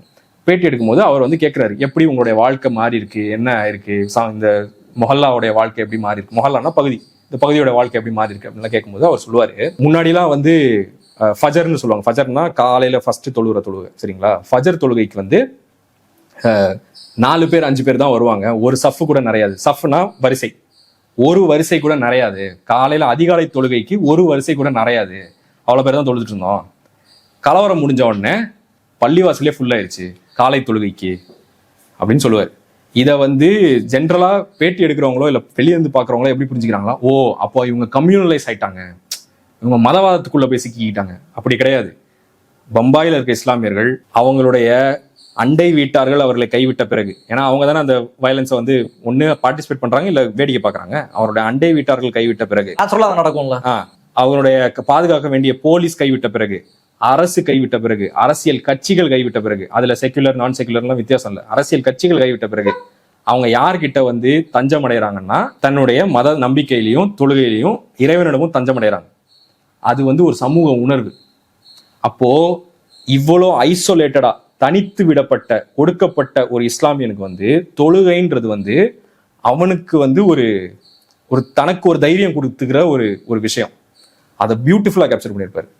உண்மையா சொல்றேன், அதை வந்து ஒரு முஸ்லிமா இருந்து உணர்றவங்களால மட்டும்தான் அதை பண்ண முடியும். உண்மையிலே அது இப்போ இந்த இடத்துல அதை சொல்லலாம். ஒரு முஸ்லீமை பத்தி படம் எடுக்கிறதுக்கு முஸ்லீமா இருக்கணும்னு அவசியம் இல்லை. இந்த டைரக்டரால முடியுது, இந்த கதை எழுதின தமிழால முடியுது. ஏன் முடியுது? அவங்களால முடியுது. அப்போ அதுக்கு முஸ்லீமா இருக்கணும்னு அவசியம் இல்லை. உங்களுக்கு எம்பத்தி இருந்தா போதும். உங்களுக்குன்னு ஒரு அஜெண்டா, உங்களுக்கு பொறுப்புன்றது ஒண்ணு இருந்தா சமூக பொறுப்பு, எம்பத்தி, இன்னொரு மனுஷனுடைய வலியும் சுக துக்கத்தையும் வந்து உங்களால உணர முடியணும். அப்படி முடிஞ்சதுன்னா உங்களால இதை எடுக்க முடியும். உங்களுக்கு வந்து ஒரு சாதிய பார்வை, உங்களுக்கு ஒரு மத பார்வை, அதெல்லாம் வச்சுக்கிட்டு நீங்க வந்து அவங்க மேல பரிவா ஒரு படம் எடுக்கிறேன்னா அது முடியவே முடியாது. அது முடியவே முடியாது. இப்போ இதை சொன்னா தொழுவுற காட்சியை வச்சு சொன்னா இன்னொரு காட்சி சொல்றேன். அப்துல் ரவுஃப் அப்படின்ற ஒரு இஸ்லாமிய ஆணும் ஒரு இஸ்லாமியர் அல்லாத பெண்ணும், கலையரசி அப்படின்ற ஒரு பெண்ணும் வந்து ஆதிக் சாதி பெண்ணும் வந்து விரும்புறாங்க, ஒருத்தர் விரும்புறாங்க. அது பிரச்சனையாயிருது. அந்த பொண்ணு வந்து இவங்கிட்ட சொல்லும், அப்துல் ரவுஃப் கிட்ட சொல்லும், வா நம்ம ஓடி போயிடலாம் அப்படின்னு சொல்லும். அவன் வந்து மாட்டேன்னு சொல்லுவான். அது திரும்பவும் சொல்றேன், ஒரு சிறுபான்மையினருடைய எக்ஸ்பீரியன்ஸ்ல இருந்து தான் அதை புரிஞ்சுக்க முடியும். ஏன்னா ஓடி போலாம் அப்படின்றது இருக்குல்ல, அது ஒரு சுதந்திரம். ஓகேங்களா? அந்த சாய்ஸ் வந்து ஒரு சுதந்திரம். அந்த சுதந்திரம் இவனுக்கு கிடையாது. ஏன்னா அவன் சொல்லுவான், நான் ஓடி போயிட்டேன்னா எங்க அம்மாவை கொன்றுவாங்க. அந்த பொண்ணு ஓடி போயிடுச்சுன்னா அந்த பொண்ணு வீட்டை யாரும் எதுவும் பண்ண மாட்டாங்க. ஆனா இவன் ஓடி போயிட்டான்னா இவன் வீட்டையோ இவன் சமூகத்தையோ அவங்க வந்து அந்த வயலன்ஸை ஃபேஸ் பண்ணுவாங்க. இது எத்தனை இடத்துல நம்ம வந்து ஒரு ஒரு தலித் சாதி ஆண் வந்து இன்னொரு தலித் அல்லாத பெண்ணை வந்து கல்யாணம் பண்ணிட்டு ஓடி போயிட்டா, இல்ல ஓடி போய் கல்யாணம் பண்ணிட்டா, அந்த ஊர் அடி வாங்க. அது வந்து ஒரு தலித்து அப்படி வச்சு பார்த்தா தலித் பையன் ரெஃப்யூஸ் பண்ணுவான், இல்ல வேணாம் அவனுக்கு அந்த ரியாலிட்டி தெரியும். அப்போ சோசியலா வயலன்ஸை ஃபேஸ் பண்றோம், அதுதான் ஆப்ரேஷன்ன்றது. அப்போ இதை எப்படி நீங்க பாம்பே மாதிரி ஈக்குவலைஸ் பண்ணுவீங்க? புரியுதுங்களா? ஆனா அது எல்லா படங்களையும் நடக்குது. ஒண்ணு அக்ரஸராவே முஸ்லீம் இருப்பான், இல்ல ஈக்குவல் அக்ரஸரா இருப்பான். அப்படின்றது இருக்காது. ஓகேங்களா? அது இந்த படம் காட்டுது, ரொம்ப நேச்சுரலா காட்டுது. அதாவது வந்து திணிக்கலாம் இல்ல, ரொம்ப நேச்சுரலா காட்டுது. அந்த இடத்துல இப்போ அந்த இடத்துல ஒரு முஸ்லீம் பையன் இருந்தான்னா அவன் அவங்க அம்மாவை காப்பாத்தி தான் ஆகணும். அவன் அதான் யோசிப்பான். அப்போ அவன் வந்து இப்படி வாழ்றதுக்கு எதுக்கு வாழணும்னு அந்த பொண்ணு கேட்கும். செத்துடலாம் அப்படின்ற மாதிரிலாம் சொல்லுவான். அவன் சொல்லுவான், நீ வேற வாழணும் அப்படின்னு சொல்லுவான். ஓகேவா? எப்படி ஒரு வயலன்ஸோட காஸ்ட் அவனுக்கு தெரியுமோ அதே மாதிரி வாழ்க்கையோட அருமையும் அவனுக்கு தெரியும். அதெல்லாம் வந்து ஒரு செத்துடலாம் அப்படின்னு சொல்றதெல்லாம் வந்து ஒரு என்ன சொல்றது, ஒரு பிராக்டிஸ்னஸ்ல இருந்து வர்றது. ஆனா இவனுக்கு தான் வந்து அதோடைய அருமை தெரியும். சரிங்களா? அந்த மாதிரி ஒரு காட்சிகள்லாம் இருக்கும். இதை தாண்டி வந்து உங்களுக்கு வந்து அந்த படத்துல எல்லாரும் பாராட்டுறதெல்லாம் அந்த அதர்ஸாவே இல்லாம இருக்கிறது அப்படின்னு. அப்போ இதுதான் வந்து அதெல்லாம் அதராக்கம். அதாவது வந்து ஒரே சமயத்துல அவன் அனுபவிக்கிற அப்ரஷனையும் காட்டுது, அதே சமயத்துல அவனை அதரா இல்லாமையும் காட்டுது. எவ்வளவு நுட்பமா, நம்ம கூட இருக்கிற ஒரு ஃப்ரெண்டு, நம்ம கூட பழகக்கூடிய ஒரு ஆள் தான், எவ்வளவு நுட்பமான ஒரு சினிமா அப்படின்றதுதான். இதுதான் இதனாலதான். ஏன்னா இப்ப என்னன்னா இந்த சப்ஜெக்ட் பத்தி நான் எப்பெல்லாம் பேசும்போதோ ரெண்டு விஷயம் என்கிட்ட சொல்லுவாங்க. என்ன சொல்லுவாங்கன்னா, நீ குறை மட்டும்தான் சொல்ற, அப்ப நல்ல படம் என்ன அப்படின்னு ஒரு கேள்வி கேட்பாங்க. ஏன் இதை பத்தி நம்ம ஒரு தடவை பேசிட்டு இருக்கும்போது ஒருத்தர் வந்து என்கிட்ட என்ன சொன்னார்னா, சரி ஓகே இந்த பிரச்சனைகள்லாம் இருக்கு, நான் ஒத்துக்கிறேன் அப்படின்னு சினிமா சார்ந்தவர்கிட்ட பேசும்போது என்னன்னா, நல்ல முஸ்லீம் கேரக்டரா நல்ல டெபிக்ஷனா என்ன வந்திருக்கு தமிழ் சினிமால நீங்க சொல்லுங்க. நான் உட்காந்து யோசிக்கிறேன். என்னால ஒரு இதே சொல்ல முடியல, பதிலே சொல்ல முடியல. என்னால வந்து தேடி பிறக்கி 2 பேரை தான் 3 பேர் தான் சொல்ல முடிச்சு. என்னன்னா, ஆடுகளம் படத்துல ஐயூப் கேரக்டர். ஓகேங்களா? அந்த ஐயூப் கேரக்டரும் வந்து ஆனா என்னன்னா அவர் படம் இஸ்லாமிய அந்த இதுக்குள்ள இருக்க மாட்டார் ஆக்சுவலா. இல்ல பரவாயில்ல, அது ஓகே. இல்ல சரக்குலாம் அடிப்பாரு, தட் இஸ் ஓகே. அதெல்லாம் ஓகே. வரீங்களா? அது அவ்வளோ ஸ்ட்ரிக்டாலாம் நான் பார்க்கல. சரிங்களா? ஆடுகளம் படத்துல ஐயூப் கேரக்டர் அது வந்து ஒரு நல்ல கேரக்டர். ஓகேங்களா? மேற்கு தொடர்ச்சி மலையில ஒரு பெரியவர் வருவார். அந்த பெரியவரை வந்து அந்த ஹீரோ வந்து அத்தான்னு கூப்பிடுவான். அத்தான்னா அப்பா. ஓகேங்களா? அத்தான்னு கூப்பிடுவான். அதாவது அவர் தான் அந்த முதலாளிக்கு அந்த உணர்வுபூர்வமான ஒரு கனெக்டை வந்து பயங்கரமா எடுத்துருப்பாரு லெனின் பாரதி. சரிங்களா? அந்த ஒரு கேரக்டர். அப்புறம் தரமணி படத்துல ஒரு முஸ்லீம் ஃபேமிலி வருவாங்க. ஓகேங்களா? அதுல வந்து ஒரு ராம் வந்து முஸ்லீம் ரிடம்ஷன் எல்லாம் பயங்கரமா, ஏன்னா ரிடம்ஷன்னாலே நம்ம ஜென்ரலா, அதாவது மீட்சி அப்படின்னாலே நம்ம ஜென்ரலா வந்து அதை கிறிஸ்டியன் தீம்ஸோட தான் அசோசியேட் பண்ணுவோம். அது கரெக்ட். கிறிஸ்டியன் தியாலஜிக்குள்ள மீட்சின்றது ரொம்ப முக்கியமானது. ஆனா அது இஸ்லாமிக் தியாலஜிக்குள்ளேயும் இருக்கு, இஸ்லாமிய மதத்துக்கு இஸ்லாமுக்குள்ளேயும் இருக்கு. அதை பியூட்டிஃபுல்லா கேப்சர் பண்ணியிருப்பாரு. ஆனா இது மூணுமே வந்து என்னன்னா அகைன் வந்து ஏதோ ஒரு வகையில ஒரு ரெஸ்பெக்டபிள் அதர் தான். ஓகேங்களா? ஏதோ ஒரு வகையில ஒரு ரெஸ்பெக்டபிள் ஒண்ணு, அது ரெஸ்பெக்டபிள் அதர் இல்லைன்னா அது படத்துல ஒரு முக்கிய, அதாவது சென்ட்ரலான கதாபாத்திரம் கிடையாது. ஸோ என்ன ஆகுது அப்படின்னா, அப்போதான் நான் ரியலைஸ் பண்ணேன் என்னன்னா, தமிழ் சினிமாவில் இஸ்லாமியர்களை காட்சிப்படுத்துறதுக்குள்ள பெரிய பிரச்சனை அவங்க தமிழ் சமூகத்துல இருக்கிறாங்க, தமிழ் படங்கள்ல இல்லை. அப்படி படங்கள்ல இருந்தா அவங்க ஆபத்தான மற்றவரா இருக்காங்க. வெகு சில படங்கள்ல அவங்க வந்து மதிக்கத்தக்க மற்றவரா இருக்கிறாங்க. ஸோ ஒன்னு இன்விசிபிளைஸ்டா இருக்கிறாங்க. அப்படி இருந்தா பெரும்பாலும் டேஞ்சரஸ் அதரா இருக்காங்க. அதையும் தாண்டி ரொம்ப சில இதில் ரெஸ்பெக்டபிள் அதரா இருக்காங்க. அப்போ அதரா இல்லாம ஒரு படத்தை அவர் சொல்றதுக்கு ரொம்ப கஷ்டப்பட்டேன். ஓகேங்களா? சிறை வந்ததுன்னு எனக்கு ஒரு மகிழ்ச்சி, இதை நீங்க சொல்லலாம். இப்போ இந்த படத்துல குறைகள் இல்லையான்னா அதெல்லாம் கண்டிப்பா இருக்கு. ஆனா என்னன்னா அஸ் அ ஸ்டெப், ஒரு நல்ல ஸ்டெப், ஒரு நல்ல ஃபர்ஸ்ட் ஸ்டெப். நீங்க வந்து எப்படி அவங்களை அதாவது வந்து இஸ்லாமியர்கள் வந்து சமூக ஒடுக்குமுறை என்னென்ன சந்திக்கிறாங்கன்றதையும் எப்படி அவங்களை காட்டுறதுக்கான ஒரு இன்னொரு டோரை இது ஓபன் பண்ணிருக்கு. இப்போ அம்பேத்கர் வந்து என்ன சொன்னாரு நம்ம வந்து பார்த்தோம்ல, அது எப்படி அந்த படங்களுக்கு எல்லாம் பொருந்துச்சோ, பெரியார் என்ன சொல்றாரு? பெரியார் வந்து இஸ்லாம் ஒரு திராவிட மதம், ஏன்னா அதுல சாதி இல்லை. இங்க இருக்கிற இஸ்லாமியர்கள்லாம் ஏவன்டா, இங்க இருக்கிற சாதிய கொடுமையை தாங்க முடியாம மதம் மாறினவன் போய் இங்க இருக்கிறவன் அப்படின்றது தானே. அதையவே அவங்களால, நீங்க ஹிந்தில எல்லாம் அவங்களால அதை ஏத்துக்க முடியாதுல்ல, அவங்க செட்டிலர் இருந்து தானே பாக்குறாங்க. அப்போ பெரியாரிய பார்வைன்னு ஒண்ணு இருக்குல்ல, நம்ம தமிழ்நாட்டுக்குன்னு ஒரு பார்வை இருக்குல்ல, அந்த பார்வை தமிழ்நாட்டு அரசியல் இருக்கு, தமிழ்நாட்டு படங்கள்ல இல்லை. அந்த படங்கள்ல வந்த ஒரு இதாதான் நான் சிறையை பார்க்குறேன். ஸோ அந்த விதத்துல உண்மையிலே சொல்றேன், ஒரு பையனுக்கு டெபியூ ஃபிலிம்க்குலாம் இதை யாருமே கன்சிடர் பண்ண மாட்டாங்க. ஸோ உண்மையிலே லலித் வந்து அவரோட பையனை வந்து லான்ச் பண்றது, அக்ஷயை லான்ச் பண்றதுக்கு இப்படி ஒரு சப்ஜெக்டை எடுத்ததெல்லாம் பாராட்டத்தக்கது. தமிழ் பார்த்தீங்கன்னா தானாகாரன் படத்துலையும் சரி, இந்த படத்துலையும் சரி, அவர் இஸ்லாமியர்கள் எப்படி காட்சிப்படுத்துறாருன்றதை நீங்க கூர்ந்து பார்க்கலாம். அவர் ரொம்ப இயல்பா ஒரு பெரியாரிய கண்ணோட்டத்துல இருந்து அதை பாக்குறாரு. ஸோ குறை மட்டும் சொல்றோம் அப்படின்னு இல்லை. இன்னொன்னு சொல்லுவாங்க, நீங்க வந்து மனிதத்தின் மேல தேவையில்லாம இது பண்றீங்க, குறை சொல்றீங்க அப்படின்னு. மனிதத்தின் மேல குறைலாம் சொல்லுங்க. இன்ஸ்டிடியூஷனலைஸ் கம்யூனலிசமை மனிதத்தினம் மாதிரி ரிஃப்ளெக்ட் பண்ற ஒரு டைரக்டரே கிடையாது. அதை புரிஞ்சுக்கணும்னா, ஏன்னா ஃபாசிசம் அப்படின்றது வந்து நேரா அப்படியே முளைச்சு வரல, அது இன்ஸ்டிடியூஷனலைஸ்ட் கம்யூனலிசம் மேல நிக்குது. 2011 தானே ரா வந்து சொல்லிச்சு ஒரு முஸ்லீம் ஆஃபீஸர் கூட இல்லைன்னு. அப்போ மோடி ஆட்சியில் இருந்தாரா? அப்படின்னா என்ன அர்த்தம்னா, ஆமா நம்ம பிஜேபியை ஓட்டு போட்டு நம்ம பிஜேபியை வீட்டுக்கு அனுப்பணும், அது முதல் வேலை. ஆனா ஃபாசிசத்தை ரிவர்ஸ் பண்றது அப்படின்னா திருப்பி கொண்டு போய் அதை வந்து இன்ஸ்டிடியூஷனலைஸ்ட் கம்யூனலிசம்ல நிறுத்துறது இல்லை, அது சமத்துவமான இந்தியாவை நோக்கி நகர்த்துறது. சரிங்களா? அப்போ அப்படியான படங்கள்ல இருந்து ஒரு தொடக்கமா தான் நான் சிறையை பார்க்குறேன்.